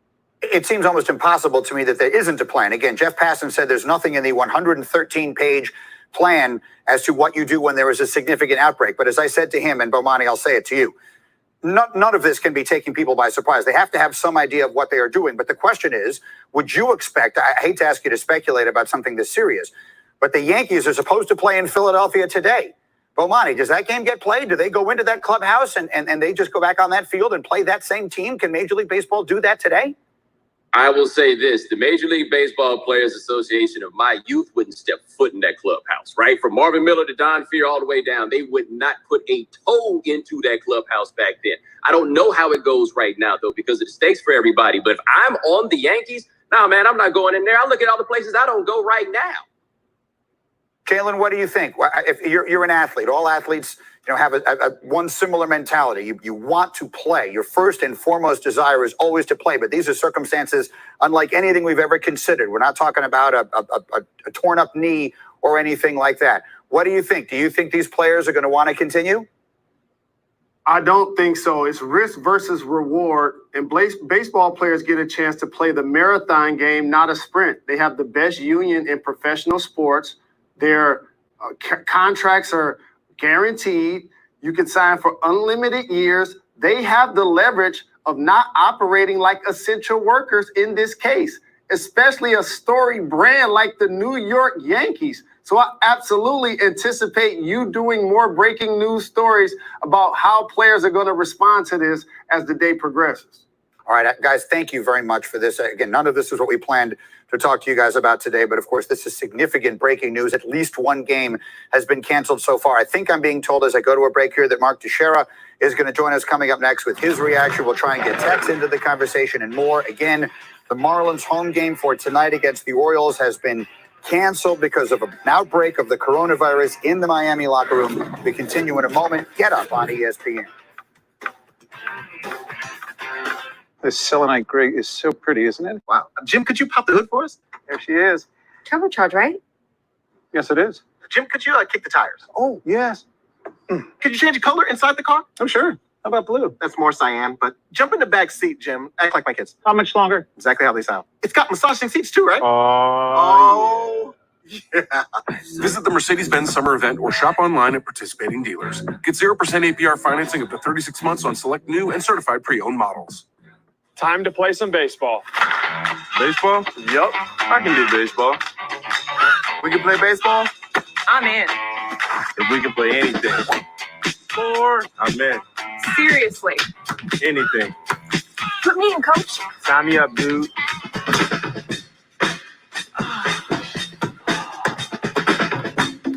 It's time to play. Woo! I'm not picky. Ta-da! Did you know Liberty Mutual customizes your car insurance so you only pay for what you need? Given my unique lifestyle, that'd be perfect. Let me grab a pen and some paper. You know what? I'm going to switch now. Just need my desk, my chair, and my phone. Only pay for what you need. Liberty, liberty, liberty, liberty. Only Wendy's 2 for $5 has all the chicken you crave. You can choose from the spicy or homestyle chicken sandwich, crispy or spicy 10-piece nuggets. But let's be real, you're gonna get those 20 spicy nugs for $5. Only at Wendy's. Right now, switch to T-Mobile and get 4 lines of unlimited for just $25 a line, with access to America's largest 5G included. That's right, unlimited and nationwide 5G for the whole family for just $25 a line. Only at T-Mobile. Good thing social distancing doesn't apply to sausages, because this pork party just hit capacity.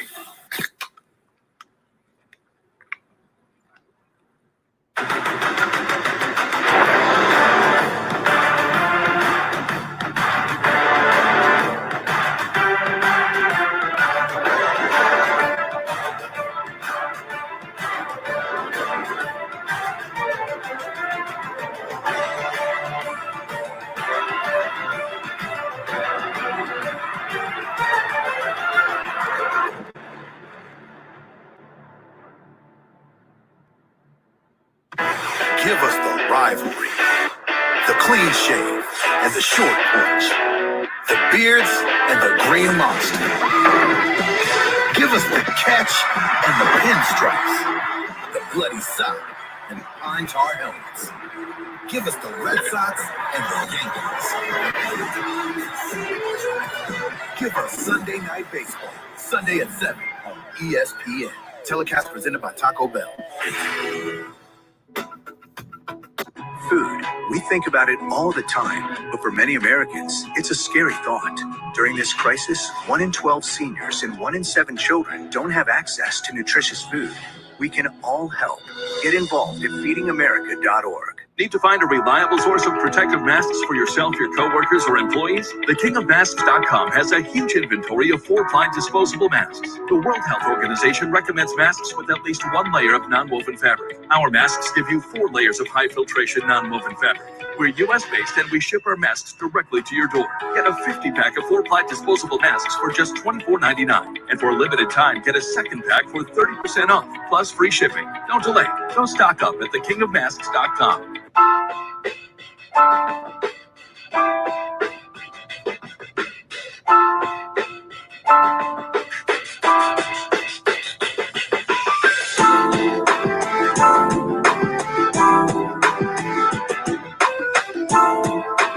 We are back on Get Up, and if you're just joining us, major breaking news in this hour from our Jeff Passan and Jesse Rogers that 8 more players and 2 coaches for the Miami Marlins have tested positive for the coronavirus. That brings to a total of 14 the number of players from that or people from that organization in that clubhouse to have tested positive. They played in Philadelphia yesterday. They are still in Philadelphia. Their game at home tonight against Baltimore has been canceled. And that is all we know as of now. But obviously, this has major ramifications. I have full coverage of this here. And I start, as you can see, with Malika Andrews, who has been inside the bubble with the NBA for us from the beginning of that process. And Malika, I would just ask you, what is the reaction down there? What thoughts have gone through your mind as you've been living amidst of this bubble environment for the last several weeks as you hear about this outbreak almost immediately in Major League Baseball? Yeah, I mean, when you look at over the last couple of days in the NBA, you've seen Lou Williams with the Clippers go on an unapproved visit when he was away for an approved reason from the bubble and have to sequester himself, have to isolate himself for 10 days upon returning. You're also seeing Kristaps Porzingis. He missed a game after he missed just 1 test, even though he's been in the bubble the whole time. Even though it's not likely that he contracted coronavirus because so far this has been a clean site. That is how seriously the NBA has been taking any potential exposure to coronavirus because this is such a contagious disease. And that is why they decided that things had to be in a bubble, because of all of the complaints that NBA players have had about lodging, about food, about little bumps along the way. Their health and safety protocols have been buttoned up to a T and have largely surprised actually a lot of general managers around here of how well it's been going. So when they look at this, when they are looking at what is going on in the MLB right now, they are thinking, this is why professional sports, they have such a higher chance of succeeding if they're played in a bubble the way the NBA has. And that's a testament to Adam Silver. And that is what you're hearing around campus this morning. No question. It is a testament to everyone involved. It's a testament to the leadership at the NBA. It's a testament to the ownership for being willing to do it. It's a testament to the players for doing it and for the most part taking it as seriously as they have. Malika, that's outstanding. Thank you very much for your work there. And I know that you will get reaction all day long. I'm told I have Carl Ravitch ready to go here, and Ravi is one of our top baseball announcers, as you well know, and has been here at ESPN even longer than I have. And Ravi, one of the things I've always admired about you personally is your sort of level-headedness. So I'm asking you to bring a little bit of that to me here as I'm trying to gauge in my own mind the significance of this. Again, for those just joining us, that is now 14 members of the Marlins traveling party who have tested positive for coronavirus. They're still in Philadelphia. Their game in Miami has been scheduled has been canceled. That was scheduled for tonight. The Yankees are supposed to play the Phillies in Philadelphia today. Will they be willing to go in there and play that game using that clubhouse and those facilities? How would you put into perspective how big a deal this is less than a week into the start of the season? Well, I mean, level-headedness, I appreciate that, but this is nightmare scenario number 1 for Major League Baseball. You know, the original concept was the bubble concept in 3 different places, and those 3 states have exploded with coronavirus. The ripple effects of the outbreak here for Miami is massive, given where they just were, as Malika and others have mentioned, and now teams travel there. So the Yankees, and it was interesting, Greeny. Aaron Boone the other day said, with regards to positive tests, et cetera, signed up for this. So there is part of that goes into it, but the commission has, under the agreement, powers if competitive integrity comes into play, which clearly it does here, to suspend or cancel the season. The Yankees have decided if they do go and play tonight and the games are still on, which I highly doubt, but if they are, they will bring their own crew to the clubhouse. They will disinfect hotel rooms. They'll do everything they can. Again, we're reminded with outbreak just how difficult it is to conceivably contain it, especially when one or more members of your team get it. So this is nightmare scenario number one for Major League Baseball. Okay, that's the way I viewed it as well. And Ravi, there's not any good that comes from saying, I told you so at this stage, but I do keep thinking about the first thing you just said, which was when the bubble conversation first came up, they decided against it for a variety of reasons. The fact that the places they were talking about are hotspots doesn't feel that relevant to me because the NBA is in Orlando and Florida falls in that category as well. And yet, if you manage to sequester everyone into this space, it doesn't seem to be impacting them in retrospect. Do you think that there is regret or that there should be regret for Major League Baseball deciding not to go into bubble situations? Well, look, hindsight being 2020, I'm sure they wished that the bubble scenario would have worked out. I think there were other factors that went into it beyond just the logistical challenges of bringing 10 teams to each bubble. But we just saw in Toronto, and Canada is a great example. I mean, one of the reasons that Canada didn't want other teams traveling where you were going to be traveling from hotspots. And for instance, if a Miami Marlins team, which would have gone to Toronto as the AL and NL East play each other, that was a red flag for them. They put the brakes on that. So there are a variety of factors. I think that they're going to look back on it and, hope that none of these COVID cases are serious, God willing, that nothing significant happens to a particular player or any member that was exposed. That they tried. And this is going to be a blueprint moving forward. I mean, I assume your next conversation is the impact on football, the impact on college sports, and how this blueprint that they tried will affect those other sports.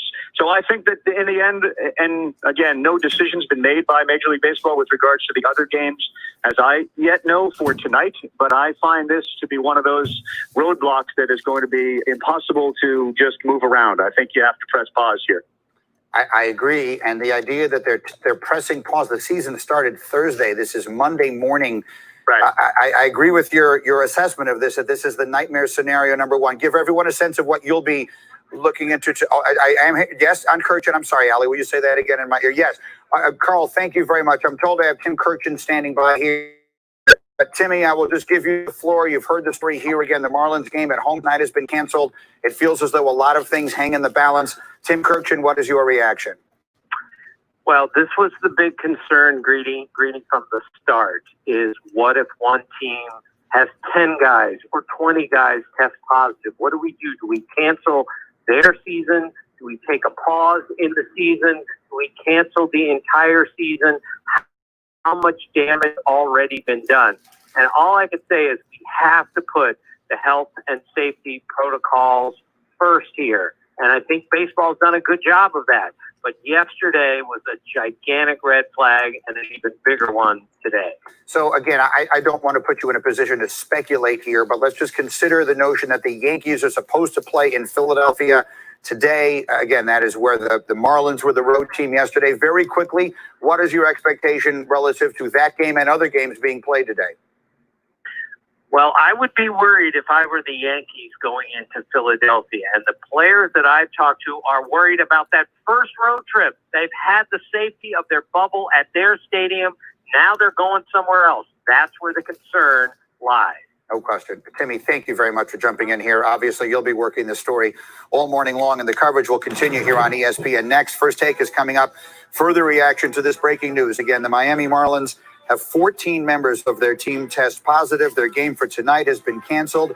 Where does it go? The coverage continues here on ESPN. Experience the adventure of a bigger world in a highly capable Lexus SUV at the Golden Opportunity Sales Event. Get 0% financing on all 2020 Lexus models. Experience amazing At your Lexus dealer. Exxon and Mobil station employees are making sure that people on the front lines can get to the front lines and get back home, too. Free.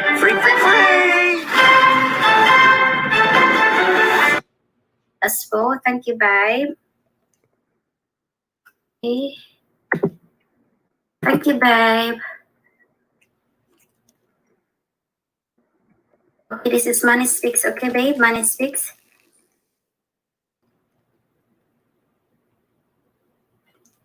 May work siya, guys. Iwan lang ng ano, ha? There you go, there you go. Babe! Hey, babe! Party music, babe. Hello, babe. Babe! Party music, help me. Do you have more bananas for Money Speaks Lottery? I only need few more. Just few for him. I have a premier, babe. My love win slot. Hey, babe. Good morning, good morning, good morning. Tesla, as well. Everyone is here. Sage the Great as well. Hello, babe. Like I shared the live stream. Thank you so much, Sage the Great. Thank you so much. Panoorin ko tayo, Sage the Great. Thank you so much, Sage the Great. Welcome back, welcome back. Thank you for tuning in here. Sage the Great, I got you. Thank you, babe. Thank you, babe. Thank you very much, guys, because I have a premiere, guys. Thank you so much, guys. Panoorin natin tayo. Thank you very much, babe. Thank you so much for the help, guys. So our dear babe, Money Speaks, guys. Konti na lang, ha? Money Speaks Lottery. Money Speaks is only 6 away, guys. Thank you, babe. Exchange banana. 6 away from 1K. Thank you very much, guys. Thank you very much, babe. Thank you for smashing the like, guys. I got you. Thank you very much, honey. Agree.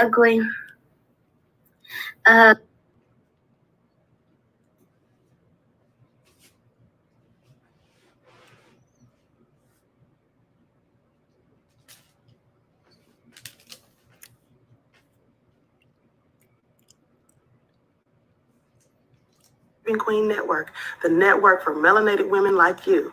Also, a big thanks to the men who are joining us on today.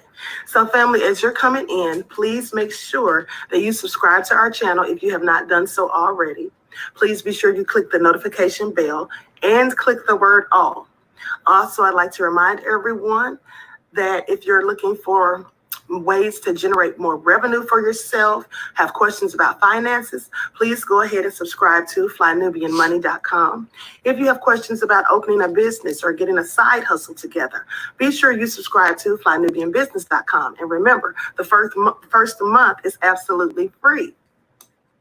Also, if you're looking for gifts and apparel for family, friends, loved ones, or even yourself, be sure you visit us at F&Q. shopfnq.com and text Queens to 31996 for occasional special offers, alerts, and notifications. Okay, so for 37 million, you talking about you didn't want him to be more than 14%? That's 21% of your cap. So now what are you doing? And that's what you always try to do, Skip. You try to identify your quarterback, got him on a young, easy contract, build around him, let's go for it. We saw what Seattle did. You see what, now Mahomes gave him a discount so they can go get Frank Clark and sign a few other guys. Keep a lot of their core guys, Skip. Chris Jones. Chris Jones. Dak is not going to do that, Skip. Yep. Because he's like, Jerry, Steven, y'all, you don't believe in me. You say all these things publicly, but privately, the conversations that I've had with my agent leads us to believe that you're not sure of what I'm capable of doing. And since you feel that way, and since I'm having to go out and prove myself again, I'm going to get every last nickel that you can possibly pay me. So I hear everything you just said. I hear about this report from Dallas. None of this is any surprise to me, unfortunately. I told you the last day we were on this show, the day after the deadline came and the deadline went without a deal, I told you it was the beginning of the end of Dak in Dallas. And I still believe that, unfortunately, with all my heart and soul. Oh, his side or their sides or both? a little of both, but especially on Dak's side. Okay. And we both agreed once his brother immediately tweeted, I never was much of a Cowboy fan, and I'm going to find it really hard to root for the Dallas Cowboys next year. Even though my brother's on the team. Even though he's the face of the franchise. Once I read that, you know and I know where that came from. Mm-hmm. It came from the emotions of his younger brother, Dak. That was Tad about Dak. Mm-hmm. And he knew there was some bad blood that had just spilled all over the floor. Yep. And we read the Yahoo report that Jerry Jones never quite got over getting the rug jerked out from underneath him after the first game by the fairly new, that's Todd France, the fairly new agent of Dak Prescott. And again, just to summarize it, Dak bet on himself going into the season. Jerry said after game one, big performance by Dak against, albeit the Giants, Jerry Jones said, our deal is imminent. It will be done in days. Mm-hmm. All we need to do is cross some T's and dot some I's because we have agreed on the key point. The money has been agreed upon. Yep. We have a sort of a verbal handshake deal on the money. And all of a sudden, Jerry was surprised. No, we don't. Our price just went up. And then after the game at Washington, it went up a little bit more. And after the game against Miami at home, it went up a whole lot more. Right. And Jerry said, okay, I'm out. Right. You have done me dirty. Right. I don't play this way. Right. When it comes to negotiating, a man's word is his bond. Yep. And you broke your bond. Right. And here we go. Right. So you bet on yourself for 3 games. We'll keep betting on yourself. And over the last 13 games, Dak wasn't great. Even as big a fan as I am, and I still believe in him as a football player, I just got to tell you, I had time. We were off for a week. This sank in for me. It settled in the back of my brain. I'm just disappointed in my man, Dak Prescott. I don't like the way he played this.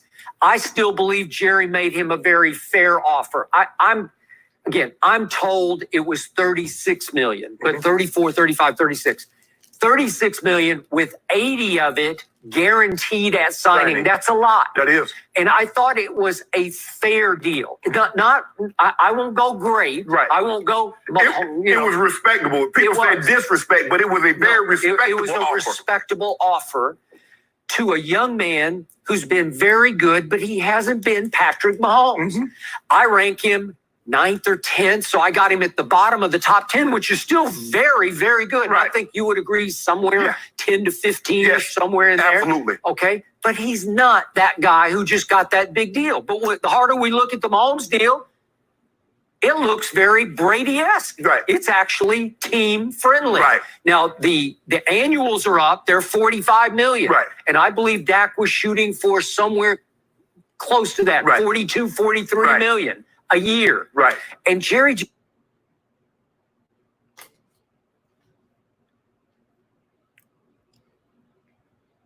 just said, no, that's too rich for even my blood. And by the way, forced now to accept the tag. I want to remind everybody, Dak Prescott now makes, starting tomorrow, I guess, as they go to camp, he now makes $10.5 million more than any other overpaid Cowboy. Mm-hmm. Anybody, DeMarcus Lawrence, Amari Cooper, name them, $10.5 million more. Go to the quarterback because he makes $31.4 million under the tag. Right. That's about 16% of the total cap. Right. That's pretty high. Right. But to your point, if you tag him again and it goes to 38-ish million, right. Now it's up to 22% of the cap. Yeah. And that's just too much. Right. And so Jerry's saying, I don't know what to do with this because I got backed into a corner. There is bad blood. There's injured pride going on here. And Jerry's saying, well, when I tag him, the 31.4 for this year, I can't do any funny business with it. It just is what it is. Because you can't prorate it. It's 1 year. It's all 31.4, 2020. You can't sort of leak part of it through a loophole over here, a loophole. It's just boom, you're done. It's all there. And you're stuck with it. Mm-hmm. And I don't think Jerry loves doing business this way, but he got backed into a corner, and I think his pride got rubbed raw. Yeah. And it's a sad situation for a quarterback. I still love it. Feels like a fractured fairy tale to me. Skip, most of the people that I know that's in front office, be it Ozzie Newsome, John Elway, Mike Shanahan, a lot of the great. Say by the 3rd year, you should know what you have in a guy. If you don't know what you got in the third year, move on. If you didn't know what you got in Dak Prescott by the third year. But given the offer that was on the table, I think Jerry said, we have a very good quarterback. Yes. We don't have Patrick Mahomes. Right. We don't have Tom Brady. We don't have Drew Brees, but we got one we can win with. I think the thing is, when you look at Mahomes' deal, Skip, although it's not a lot of money in the first 3 years of the deal, over the life of the contract, $45 million, it's going to be a while before someone makes $45 annually per season. Okay. And I think he says, okay, I'm willing to work with you over the first couple of years to make sure we can keep this thing together.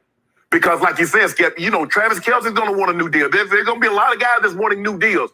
And I don't want, because theoretically, Skip, Kansas City, if Pat Mahomes said, look, guys, this is what I want.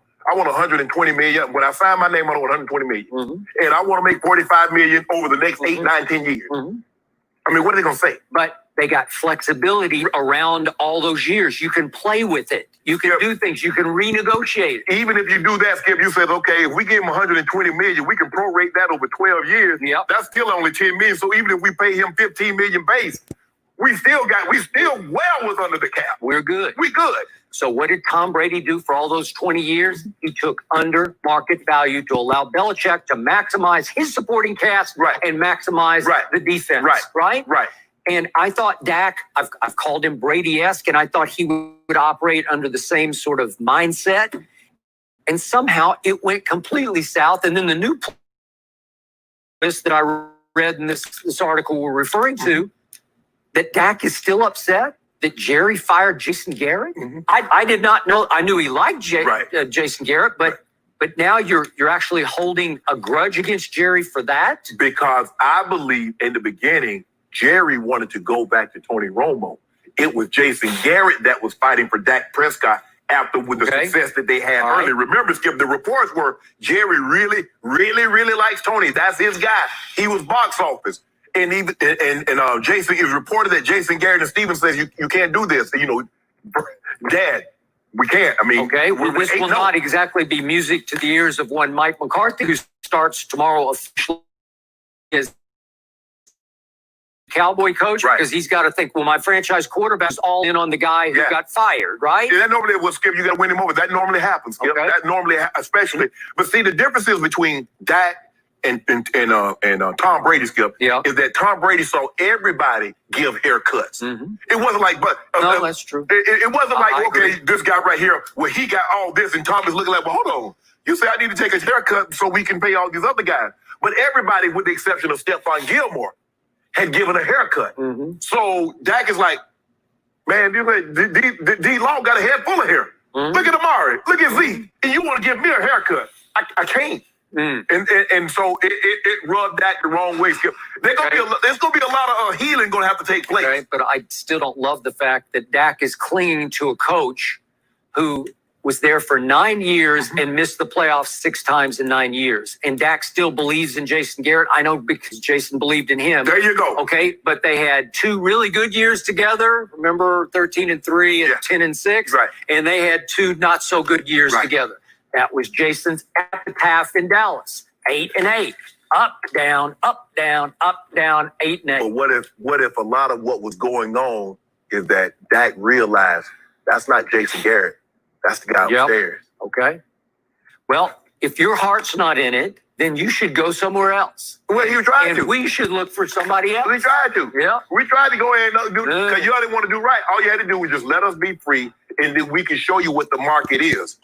Well, all I can say, bottom line, there's only one way Dak Prescott now is going to retire a Dallas Cowboy, and that is in one of the next 2 years. He has to lift this team into a Super Bowl. If he does that, I believe he will get the long-term deal up in the Mahomes range somewhere. I believe he would get that, but he's going to have to do that. And obviously the odds are not with that. But see, Skip, remember what happened? Remember Joe Flacco? For $2 million, you could have had Joe Flacco at a nice little contract, and you roll the dice. And he messed around and went to the Super Bowl and won the Super Bowl MVP. And for the next 3 years, he was the highest paid player in the NFL. That's what Jerry Jones is about to be up against. Now, he let Dak Prescott get to the Super Bowl, Skip. Okay, but Jerry, it's been so long, since 1995, since Jerry was in a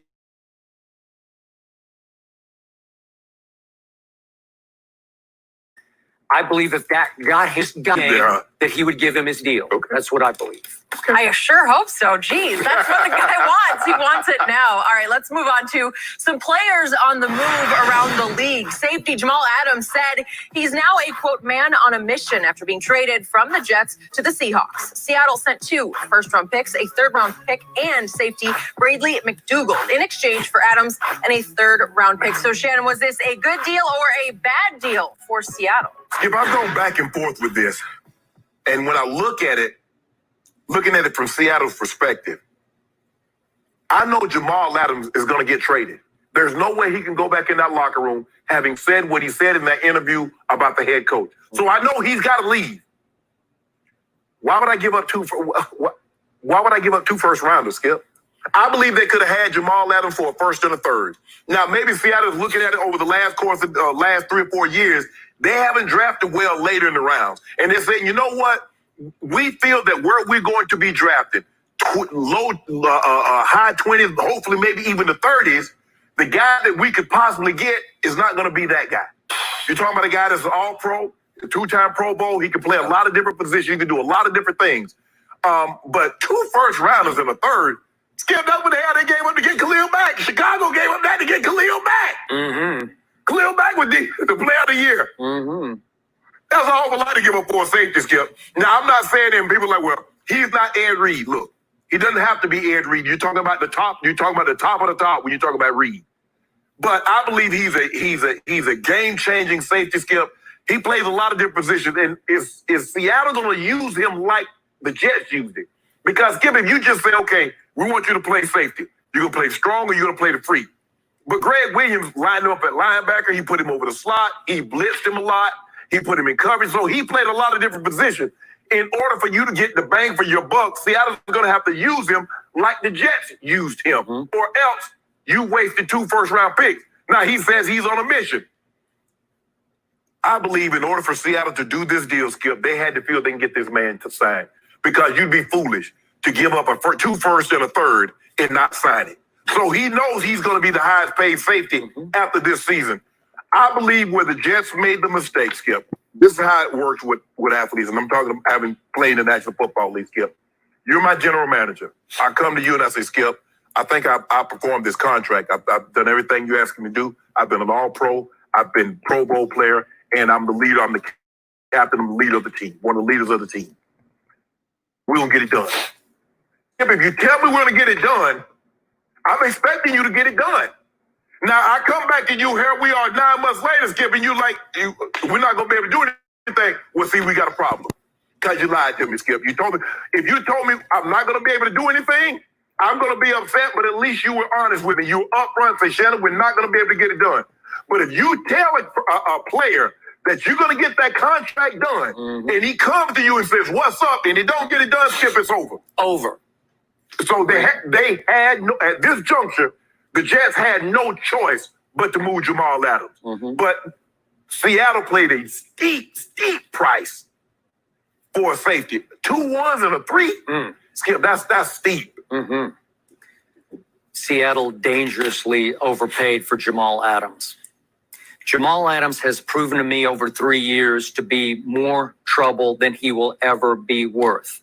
And again, he's known to make constant waves on social media and cause nothing but trouble in his own locker room.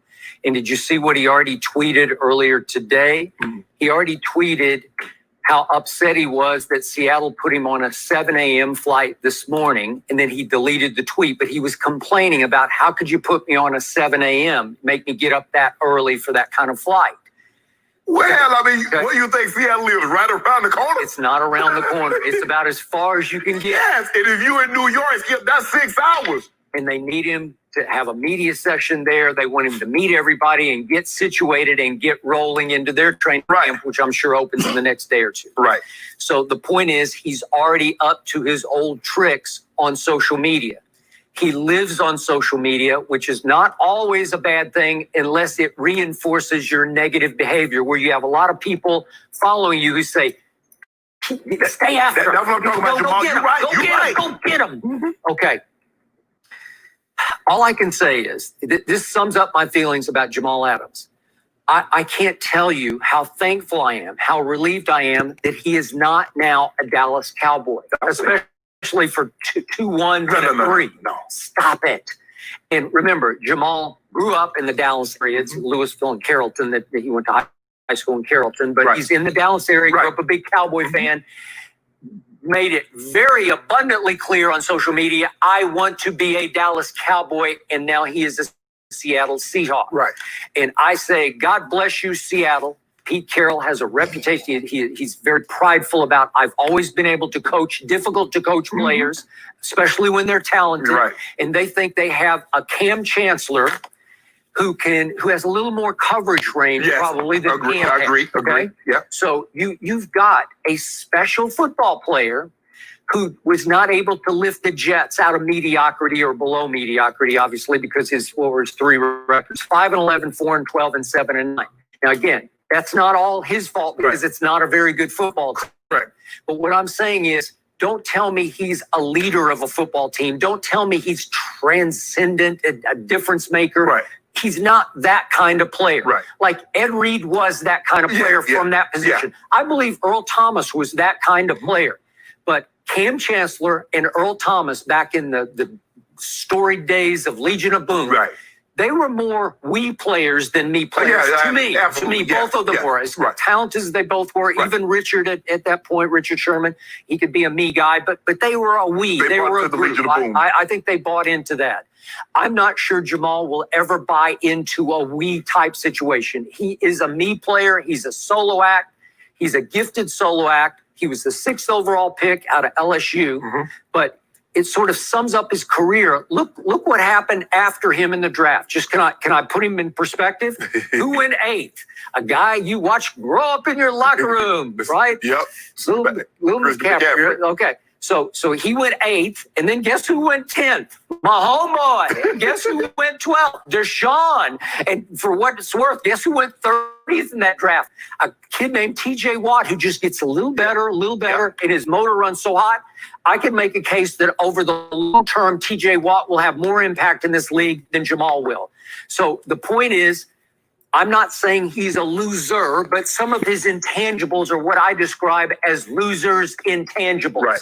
So I don't love this unless Pete can say, watch what I do. Now, John Schneider has plunged many times. He went after Percy Harvin and then Jimmy Graham and remember Sheldon Richardson. And it's been one guy after another where he said on Jadeveon, they said, we're gonna take the plunge here. Right. Now, they haven't re-plunged with Jadeveon. Well, Skip, I think the thing is that Seattle reminds me of Baltimore. I think that especially when you go to the defensive side of the football, you buy in. Because you had guys that laid the framework. You had a Ray Lewis. You had an Ed Reed. Suggs. So everybody that came in after that, you still have Bobby Wagner. You still have KJ Wright. You still have the core pieces. A few of those core pieces that was a part of the Legion of Boom. That when they went to the Super Bowl, when they were dominant, those guys are still there. There's no question. Bobby Wagner is the best player on that defense. He's an all-decade player, a Pro Bowl, perennial All-Pro, year in and year out. So he is the de facto boss of that defense. Now, if Jamal can get their buy-in, like, look, it ain't no more me, it's we. It's about us. See, you got all those stats, and, he quick to list his stat. He and J.J. Watt are the only guys that got 20 sacks and this many interceptions, this many forced fumbles. What the hell you want? Oh, that's probably good. Okay, I get the stats are good. Okay, what are Lombardi's that go along with that? So at the end of the day, that's what they're trying to do in Seattle. Because once you've tasted that success, and maybe once Jamal get to the playoffs and win and sees what it's like, stats are good, but it's all about team because you play a team sport. You do. And so for me, Skip, and you look at DeAndre Hopkins, went for a second rounder. Yeah, I give you can have Jamal Adams, you get D-Hop. I'm taking D-Hop.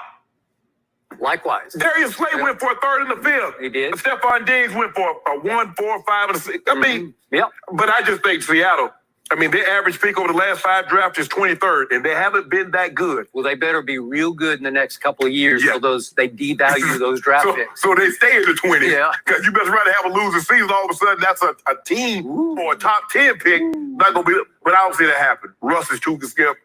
Russ is gotten better and better and better every single year. Yep. And so I believe they'll be, and I think that's what you're counting on, Skip. They said, we're going to be good and we're going to be able to continue to draft late in the draft. And so there's no one that we're going to find down there that's going to be that guy. But we'll see. We'll see over the next couple of years. But the Jets, if you think about, Skip, what they've drafted over the last 6-7 years, those guys aren't on the team. No. You can't build a championship team. Your best players somehow keep leaving. So there's something going on. They need to do a thorough investigation of how they're doing business, because none of their top draft picks, Skip, somehow finish their careers or even get 4 or 5 years with the team. And I'm still not sold on Sam Darnold because I wasn't before the draft. Right. And he better be right or they're going to be really wrong. Yeah. Interesting what direction the Jets are going. Good stuff, guys. I do want to talk about this because LeBron, well, he made his case to win MVP, and we'll tell you what he said after the break. That's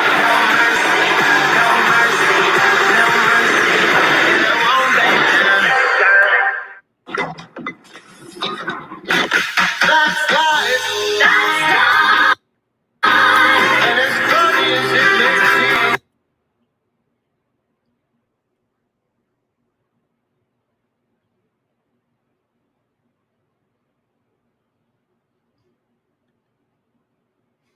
I'm going to show you how easy it is to make a beat with Serato Studio. It's crazy. All right. Oh. Bum, bum, bum, bum. Jamal Adams is flying to Seattle today to undergo his physical after the Jets traded the All-Pro safety to the Seahawks on Saturday for a package that includes another safety, Bradley McDougald, and 2 first-round draft picks. Since being drafted in 2017 out of LSU, Adams has been a do-it-all player. His position by trade is safety, but he's actually had more snaps at linebacker and defensive line combined than he's had at safety. And to show his versatility, he's had over 500 career snaps at corner as well. I can tell you he's a terrific player. The Jets got a lot for him. Let's dive into this. Look who's with us this morning. Booger McFarland is here. Jeff Saturday is here. And I will start with Diana Rossini. Diana, take us inside how and why Seattle made this deal for Adams. Well, you just pointed to it. Jamal Adams is the Swiss Army knife. So there's no question of what his ability is as this team is trying to rebuild that Legion of Boom. But GM John Snyder has never been afraid to take shots, right? We've seen him trade for Jimmy Graham, Percy Harvin, Jadeveon Clowney. They were willing to take the risk. And look, the conversations with the New York Jets organization started weeks ago. This wasn't one of these deals that came together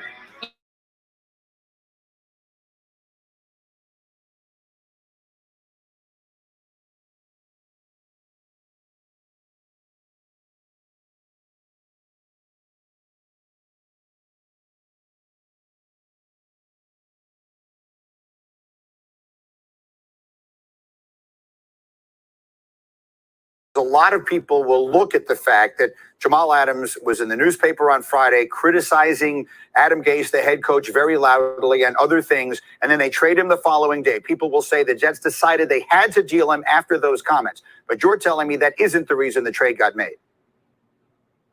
Yeah, the entire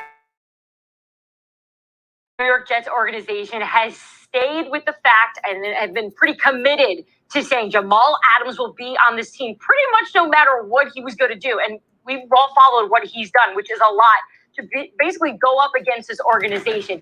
That, I was told, had nothing to do. This all had to do with the price that the Seattle Seahawks were willing to pay to get him. Okay, so now let's get into the football ramifications of this. Let's start with the Seattle side of it because they're getting a great player. Booger McFarland, does this trade make Seattle the Super Bowl contender in your mind in the NFC? Well, Greeny, I think they were already a Super Bowl contender with Russell Wilson. I think if you look at this team over the last several years, I mean, they were within one play of having home field advantage from the 49ers down by the goal line. They were always going to be that. Jamal Adams just strengthened their defense. Their defense gave up a few yards against the run. I want to say they averaged 4 to 4.5 yards against the run last year. Now you bring in. Hi, my name is Marquette Latimer. For the past 20 years, my students and I have been making a consistent monthly income, all thanks to trading. How much money are we making? At a bare minimum, an extra $1,000 a month. Other times, though, we're making much more, like $1,450, $2,820, $5,450, and other amounts that would blow your mind. Or at least they did for me when I first started. But that's not even the best part. See, my trading method is probably unlike anything you've ever seen before. Unlike most traders, I do not spend all day watching the news or in a playmaker at the safety position. A lot of people are getting caught up on the position that Jamal Adams plays. I could care less, Greeny. I want guys that can make plays, and Jamal Adams is one of the best playmakers in the NFL. And when you put him in the system that Seattle runs, which is basically a single high cover 3 type system, he's going to be near the ball, and that's going to allow him to make a lot of plays. And I think this strengthens their defense. And Greeny, you know this. The first thing you have to do in the NFL is win your division. Well, who do you have to beat in that NFC West? You have to beat the San Francisco 49ers, and this allows them to go against maybe the most feared rushing team in our league and have one of the best playmaking safeties down stopping the run. So, yes, this strengthens their hold on what I think was an already rock-solid playoff spot this season. Yeah, I didn't phrase the question well. I should have asked you if it makes them the favorite. Let me come to Jeff with that. How much of it different? You're talking about probably the best division in football. You're talking about a vastly improved Arizona team, a Rams team that was in the Super Bowl 2 years ago, a Niners team that was in the Super Bowl last year, and the Seahawks who have Russell Wilson and now Jamal Adams. In your mind, Jeff Saturday, are the Seahawks now the Super Bowl, are they the team to beat in the NFC? No. And Jamal Adams didn't make them, to Booger's point, is he a great safety? Absolutely. Does he change this football team and make them now the Super Bowl contender? I do not believe so. I mean, and I will get into positions. I mean, you're talking about a guy who does play around the ball. I understand that. But you're talking about, George Kittle for the 49ers. Is this guy going to be a cover guy? No, he's going to be around the ball. He's going to try to slow down that rushing attack from the 49ers. What they gave up, in my opinion, does not lend itself to that type of position. I understand wanting playmakers. I understand all those arguments. But at the end of the day, are you getting the ball? How many times is he intercepting the ball? How many times is he transitioning this thing and flipping the field? All of those things matter to me. As good a player as he is, and he is an all-pro safety, I'm not taking anything away from him. But for me, for what they did, I don't think it pushes them over. I don't think they were that close, honestly, to begin with. I understand what Booger's saying. They have other positions that need to be addressed. Offensive line-wise, they have to get better. They have to play better. As good as Russell Wilson is, he's aging. You're asking him to do more and more with an offensive line that doesn't necessarily protect him great, and running backs who can, who by the end of the season often are banged up or injured. You're bringing guys in. Listen, that's a tough look. Does the safety position address that? Not in my opinion. So from my side, I just don't think it puts them over the top. I get that, but maybe with an aging quarterback who's as good as Russell Wilson, the time to go for it is right now, which is the time that you trade 2 first-round picks in order to try and go for it. Booger, you look skeptical. What's the look on your face? Well, I'm just curious. When we're talking about Russell Wilson aging, is Russell Wilson 45? Like, did he age 10 years overnight? I mean, when managing your projects shouldn't feel like this. It should feel more like this. That's why you need ClickUp. With ClickUp, when you want to assign a task, Tom Brady's playing until he's into his early 40s. What is Russell, 33, 34 years old? 32. Listen, guys, I truly understand the skepticism of paying a premium of all those draft picks to get a player like Jamal Adams. Greeny, but this league is about play. Monday, Bristol, Connecticut. Mike Greenberg here. Delighted you have chosen to be there and get up with us on this Monday. We will get to the huge NFL trade and all of its ramifications, including my well-being, in just a moment. But we begin with a developing story, and it is this. 4 Miami Marlins players have tested positive for the coronavirus, including pitcher Jose Urena, who was supposed to start yesterday in Philadelphia. Now, the Marlins have in my opinion, I think Jamal Adams is a top 5 defensive player in this league. That's how impactful he is. I think the dude is fantastic. But again, at the end of the day, he's a safety. And when you come away with a haul like that, think how much this roster can be changed over just off of one player. One player. Think how much ammo the Jets have right now. I'm telling you, Jet fans, you got to be thrilled. I heard a lot of people saying things like that. This, by the way, is the 4th trade the last 3 years involving multiple first-rounders for a player.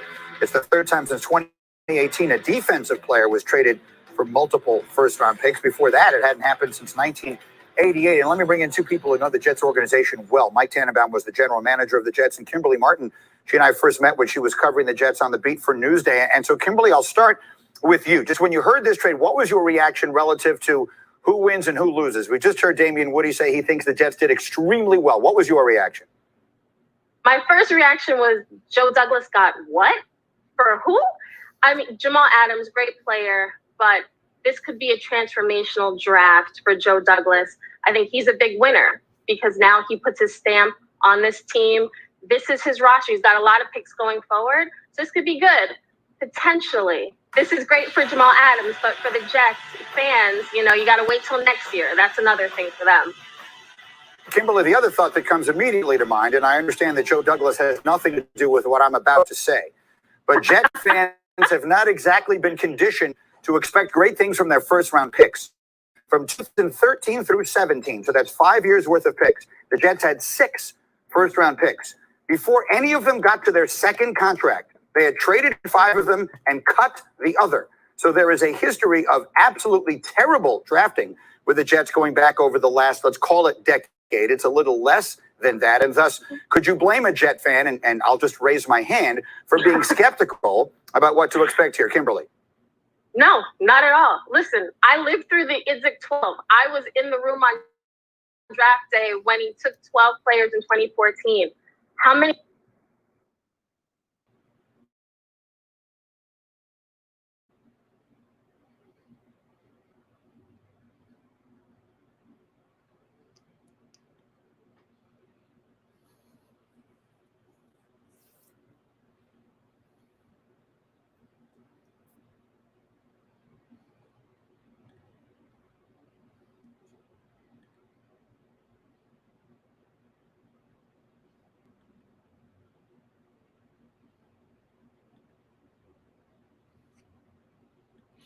Jam. Yeah, you missed my birthday, punk. Where was you at yesterday?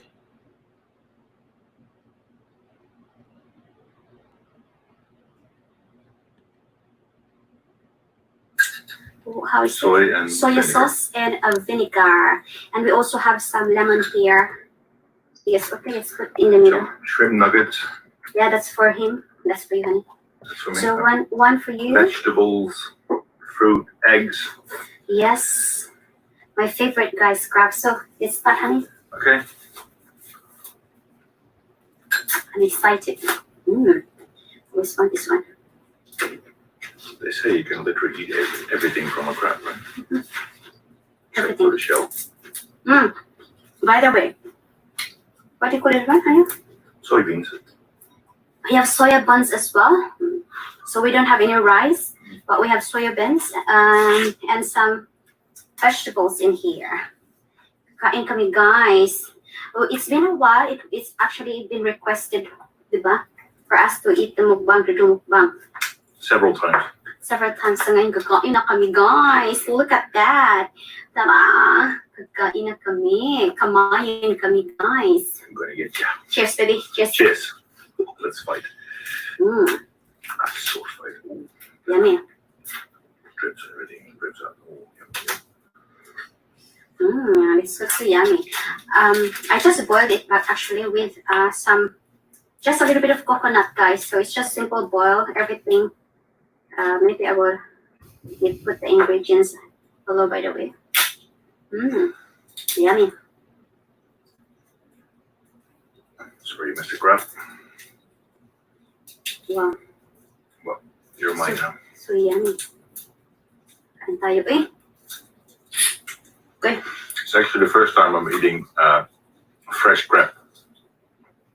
I know the sticks, you know, you get from the supermarket. Oh yeah. And they make salads out of it here and whatever, but it's not really my favorite. But eating it like this is amazing. I think we had it before when we were in Thailand. No, you had the crab. I had something else. Because it was really, really huge one.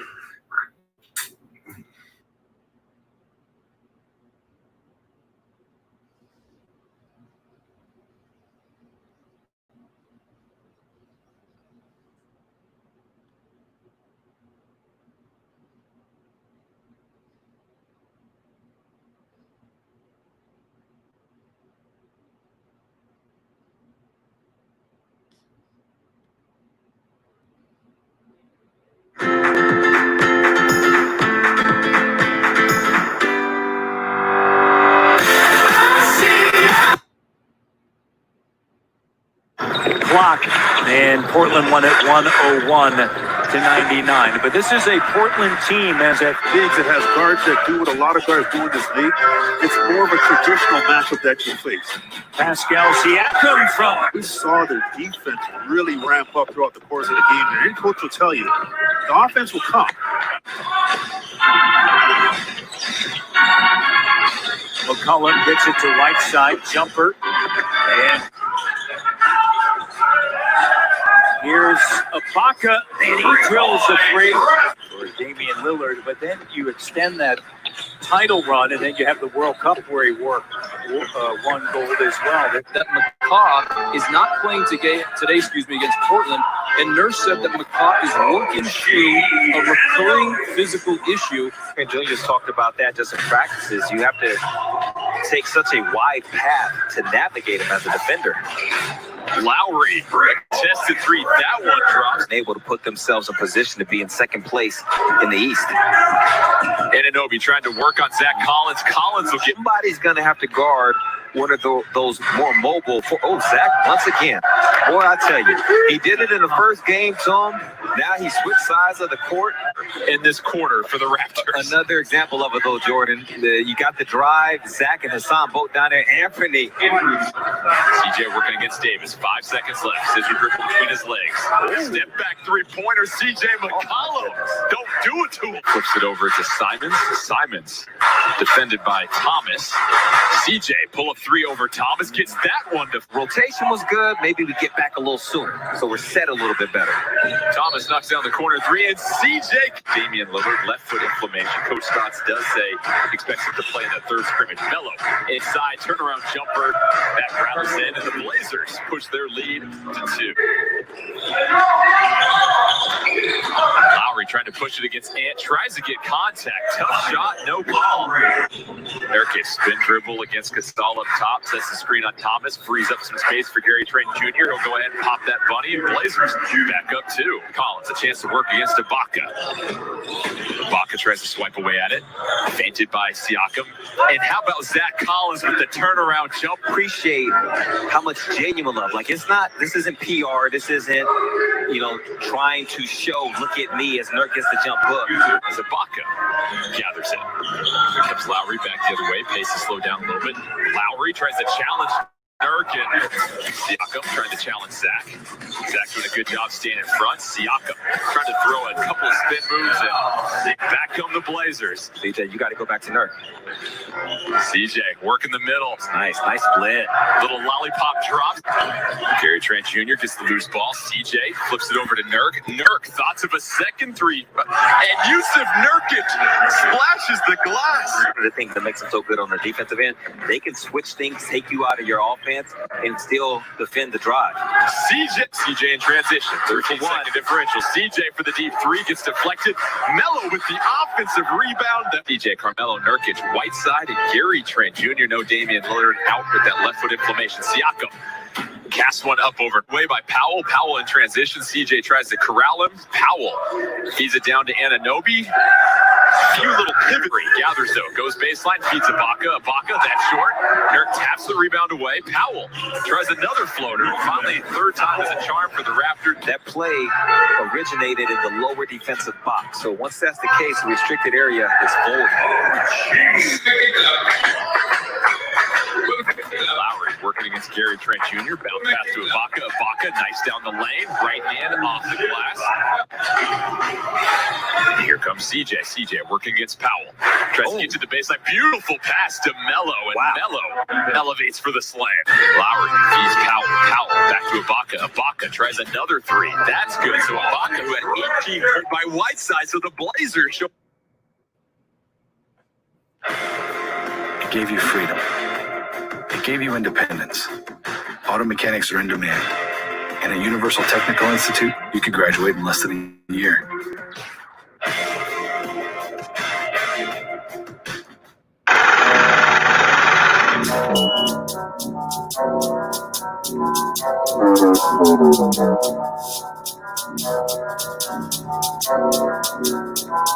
Bullets gon' shatter a ligament, talking the book, but they chat. Protect them and take them and chain. A box for the menacing young folks just came for the knocks to go spin again. At the red, you can see what the difference is. Perk got me nervous, see Jason, I'm taking it. JCC a plane, he digging it. Why do Chevy, split the dividends.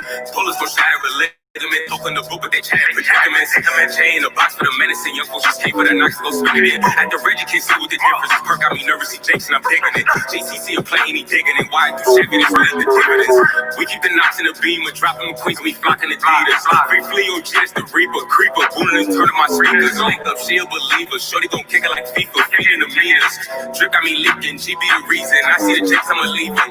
We don't know Sosa-Geek. Sicky keep knocking, he close to me. Miss this top made his shoulder bleed. 40 clip hang like a rosary. Cole Brown is the Joe boy. Spin through the option, I might hit a coupe boy. The coach has the goes, no Rolls Royce. He in the chair, that's what she got no choice. I see an op, I'ma chase him. There's no structure, that's for all situations. I've been on this app waiting, reaching. Put on your head to a patient. Folks in the drop top speeding. I've got passenger, can't stop cheesing. Funds play, they not freezing. Stupid bitch drop the cloud, let the breezing. Bullets gon' shatter a ligament, talking the book, but they chat. Protect them and chain. A box for the menacing young folks just came for the knocks to go spin again. At the red, you can see what the difference is. Perk got me nervous, see Jason, I'm taking it. JCC a plane, he digging it. Why do Chevy, they split the dividends. Bullets gon' shatter a ligament, talking the book, but they chat. Protect them and take them and chain. A box for the menacing young folks just came for the knocks to go spin again. At the red, you can see what the difference is. Perk got me nervous, see Jason, I'm taking it. JCC a plane, he digging it. Why do Chevy, they split the dividends. This energy here is going to change this country. Joe Biden will bring that energy back to the White House. What?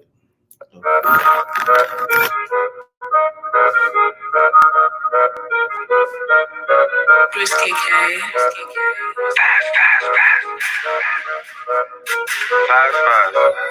Run up in the spot with a breeze shot. We in the rental with 3 straps. Fast in the trolling where we at. 30 fat Joe make you lean back. Pull up, we exhaust the extortion. Dottie maxed up for a portion. Don't make my shooter go fox. If I spin it, end up in a palm box. Got some hats in the X, we got mob ties. Richie pull up and let shots fire. Bitch, we got knocks when we outside. Better be lucky you got by. Told on my top for the get back. I went to jail as a step back. I'm Marion Gucci shit mix match. Time with the money just tip back. Me, Chris and Valencia on all handshake. Get shot if you step on this landscape. Treat y'all up on my fan base. Kick me to touch it, a Welly and Chase. I cannot end up in last place. Ain't no still for your moolah the campaign. You will get popped some champagne. Hurry girl left in a Rory with fast gang. They know it's for spreading them avenues. She gon' kick me a piece when she mad at you. I only did what I had to. Houdini would cut my deposits is magical. You can tell these ain't no average. You Dottie talking like a lateral. Like why they brought all them ratchets? Why do they moving so tactical? Like who that, you that, woo back. My niggas don't do that, shoot that. Y'all got guns, don't use that. True fast, shoot back. Y'all don't do that. I'm on team for the piece with 2 straps. Chris about to toss out, move back. You don't come with a stick like a pool rag. Use that shoot, that's what they use. Fuck with the sports, I look catching a penalty. Jacket big, my man, your enemy. Put the chop in my hands is a killer spree. I had to pop a little perk for the energy. I fuck you not a fan my verses you're catching. Got to knock her pants, her purse, her jacket. Pull up on you like fuck you, Jack. Never fight with a fool. Just back with the ratchet. You a G hit a 6, better pick a few. MIS stay up time, quick to get at you. Cause the lead on the scene is getting critical. If you smoking my dead, then I'm killing you. Stop a beat and go flock at the dammers. Bitches fucking and sucking the scammers. I ain't spinning my block with no hammer. Last nigga got shot up on camera. I pop a perk, now I'm off beat. I'm Marriott throwing an off-white. We doing foul free offside. Doc got the 40 and short from court side. Go broke, then I'm robbing the dice game. And we take no chance, we dig when the lights came. Got a bad little bitch and see light skin. Walk in the party, we getting them pipes in. Had to be broke for that weapon. That's his first, it's my second. I ain't worried about a sentence, but my web posted in second. It's either clear or independent. How about the foreign? I'm staring and bending. Weapon passed to her best friend, G's by Mary Tesla the engine. Weapon passed to her best friend, G's by Mary Tesla the engine. Your man got shot, now he walk with a limp, little bitch. She a pop, said I walk like a pimp. God giving me top, chop fuck up a friend. Right past me the chop, through the gloves on my hand. Then that boy got shot, I took all his kids, had to dip on the cops, that was part of the plan. Little nigga moving hot, shot him and his friends, free all of the bros, free out the pen. Little nigga moving hot, shot him and his friends, free all of the bros, free out the pen.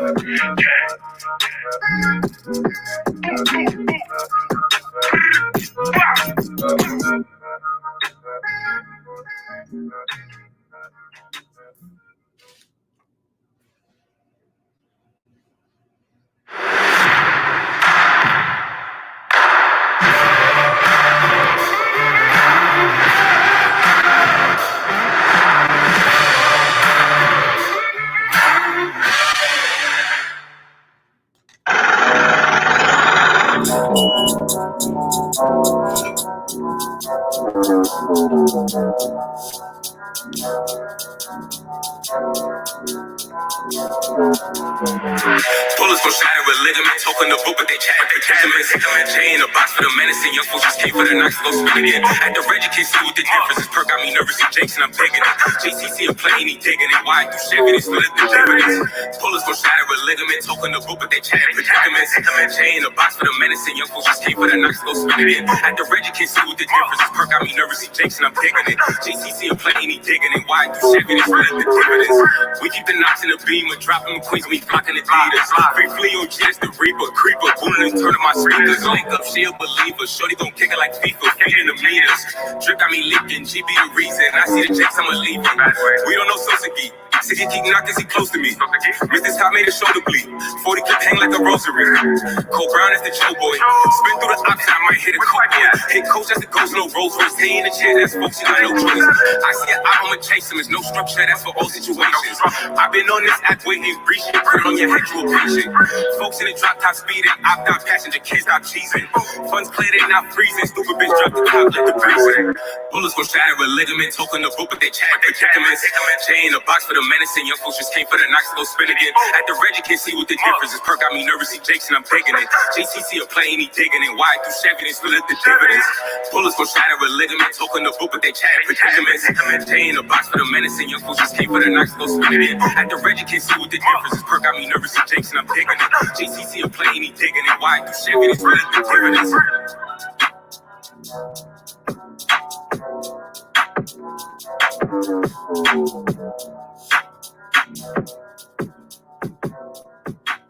Darren McKay. In the bike, I'm Mad Max, chicken the door with a stash at. My oldest, they spinning shit, no, they ain't missing shit, that's what they won't do. I don't wanna know you, kick me to touchy and social. Cold roller can smoke you, you get split with your bro too. They said they gon' show you, they went from Garvey to global. Mix Nuts TV. Hey, man. Where's Lorenzo?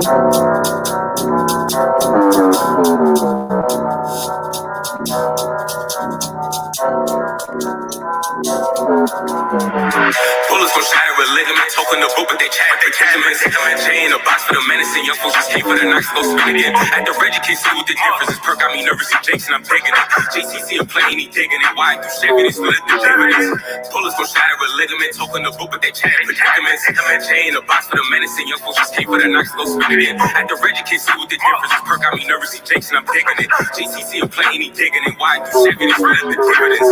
We keep the knocks in the beam, and dropping the queens, we flocking the Adidas. Free flea on jets, the reaper, creeper, booting and turning my speakers. Link up, she a believer. Shorty gon' kick it like FIFA, feeding the meters.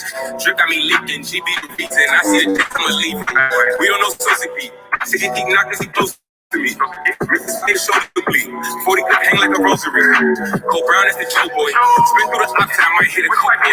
Hit coach as the ghost, no Rolls Royce. He in the chair, that's folks, you got no choice. I see an eye, I'ma chase him. There's no structure, that's for all situations. I've been on this act waiting, breach shit, put it on your head, patient. Folks in the drop top speeding, I've got passion, I'm teasing. Funds play, they not freezing. Stupid bitch drop the top, let the breeze. Bullets gon' shatter a ligament, talking the book, but they chat. Chain a box for the menacing young folks just came for the knocks, go spin again. At the Reggie can't see what the difference is. Perk got me nervous, he Jason, I'm taking it. JCC a plane, he digging it. Why do Chevy, they split the dividends. Bullets gon' shatter a ligament, talking the book, but they chat. Chain a box for the menacing young folks just came for the knocks, go spin again. At the Reggie can't see what the difference is. Perk got me nervous, he Jason, I'm taking it. JCC a plane, he digging it. Why do Chevy, they split the dividends.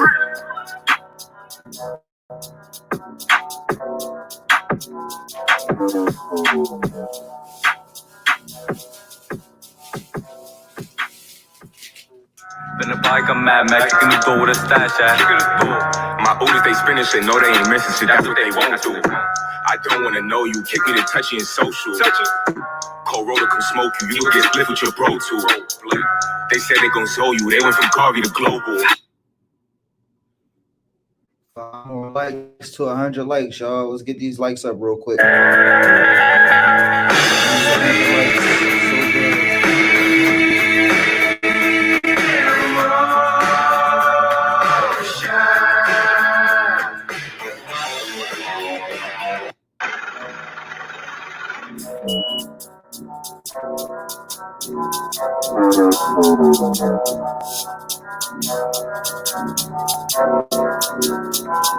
Bullets gon' shatter religion. I talk in the book, but they chat. They catch him.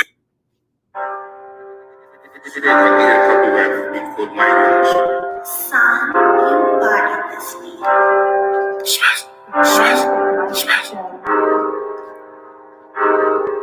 Okay.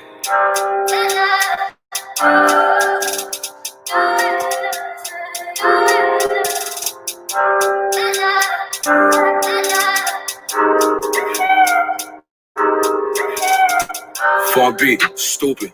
I used to spin on the scooter. I let them talk, niggas be losers. I see a folk, office in the cooler. Spice boy, ain't no cooler. I just be teaching, just call me a tutor. Niggas be saying free niggas for viewers. Free all my niggas has money to move. Gang with me, they already know no lanes with me. Glock with a 30 them things with me. You ain't getting bread, can't hang with me. Facts, gang with me, they already know no lanes with me. Glock with a 30 them things with me. You ain't getting bread, can't hang with me. Drip. We get to drop the pro hit 'em, clip 'em, lift 'em. I've been chillin'. I left shit in the past, but niggas still mindin' my business. Ain't no winners. You dropping my hat, I'm dropping you right in the building. I bought the pill cause I don't wanna feel it. Niggas be weird, so no for bitch. That's why my circle real small like a dot. They don't get no green, they don't tote no clock. Niggas fuck that heat and they throw no shots. They don't spin my way, they don't spin no blocks like wait. Holding your head like a cherry, you talking some shit out your niggas do, don't say bro name. I saw no bro to get rid of you. Daddy, he offer a pillow to bro, he lace. 3 minerals we spinning through, walking up, nigga ain't dumping our vehicles. Bitch, when the fuck about head is hysterical. You would get shot like a deficit hysterical. This shit is pitiful. My niggas lyrical. Bet not nigga, I just had to get physical. This for them niggas who spoon, we really do wait. We gon' attack, tell them sit back, spin it, we doing some laps. Flock in the back, tie out the strap, free stuff in my spice coming back. And we chasing racks, my spice in the stool. We all trying to make it in raps. We go through the chat. Cause we play with 50 non-straps. Hey. 4B, stupid. I used to spin on the scooter. I let them talk, niggas be losers. I see a folk, office in the doula. Spice boy, ain't no cooler. I just be teaching, just call me a tutor. Niggas be saying free niggas for viewers. Free all my niggas touch money to. Hit that like button. Looks like summer. Sounds like summer.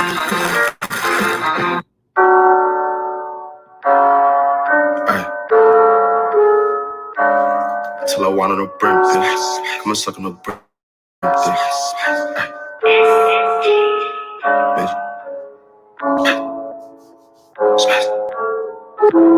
Now you fucking rockin'. Okay. Spice game for out shit. 5'9" be the setup. I'm married to Dana. You get sound like a letter. Hit the block, we should've known better. Till I option no letter. If you wanna fuck with the gang, get your bread up. My little bro in the stretcher. I'm walking the spot, but he left in the stretcher. 5'9" be the setup.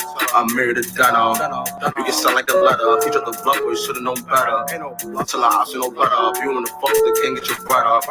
My little bro in the stretcher. I'm walking the spot, but he left in the stretcher. Gang, is you shame me? I seen you go like delivery. Fuck with my eyes in front of me. If it ain't Grimbo, you history. I'm calling your bluff and it's Mr. King. Right on the spot with a 50 piece. Think that I'm kidding. Trying to do right, but it's enemy. Fuck about rip the purple. All of the drum. Wait, gang shit. On the spice, always gang banging. They like hungry and they ringing. 40 block out the boy singing. Put your bluff where you wasn't thinking. Shots to your head, now you feel famous. No, my niggas don't say names, bitch. Boys asking my niggas nameless. But I'm big GDK. Dropping them bricks. Ain't from the pitch, we dropping them bricks. I spun the brick, got an ain't big brain. I seen cheese, got to cover the face. And now you got hit, then you told everything. Fuck on my eyes, but them niggas are slings. So now you got hit and he find out this setup. I'm married to that. Sound like a letter. Each other flow, you should've known better. Till I no letter. You wanna fuck with the gang, get your bread up. I'm a grown the stretcher. I'm walking the spot, but you left on the stretcher. I'm married to that. You can sound like a letter. Each other flow, you should've known better. Till I ask no letter. You wanna fuck with the gang, get your bread up. I'm a grown the stretcher. I'm walking the spot, but you left on the gang.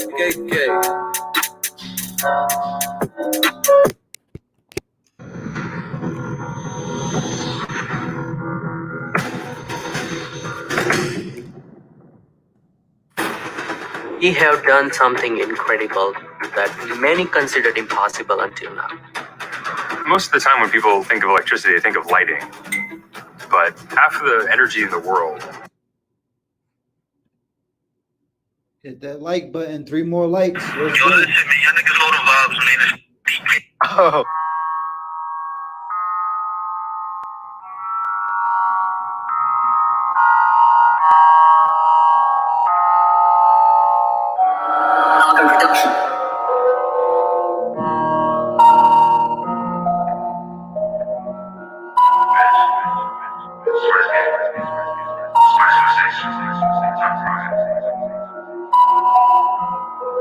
I hit the palm on the celly. We about to boast to get ready. Last nigga like for a beverage. She wanna be spicy to the necking. 100 hats, you can tell when we stepping. Up in the spot to get deadly. Lift them. Shots from the clock, it's gon' lift him. Spin him. He wanna twist, so we spin him. Drippin'. I'm sippin' that lean, I be drippin'. Talking crazy, then my spicy gon' send him. If they know how I rock, 40 to the Glock, can't stream out the box. If you're top that point, hit the car. Smoking on runs, breeze, so keep me high. Some niggas mad, cause I got my pop up. Yeah, bitch, you the top slot. I can be locked up, but I keep it knocked up. I'll be round the block. If it ain't better, I'm out on the locks. You got the tops, yeah, I better flock. My hat's from the bow, they always on time. You cannot come to me with all that nonsense, cause I respond quick. They call me Vaughn, bitch. I been on some darn shit. I hit the palm on the celly. We about to boast to get ready. Last nigga like for a beverage. She wanna be spicy to the necking. 100 hats, you can tell when we stepping. Up in the spot to get deli. Lift them. Shots from the clock, it's gon' lift them. Spin him. He wanna twist, so we spin him. Drippin'. I'm sippin' that lean, I be drippin'. Talking crazy, then my spicy gon' send him.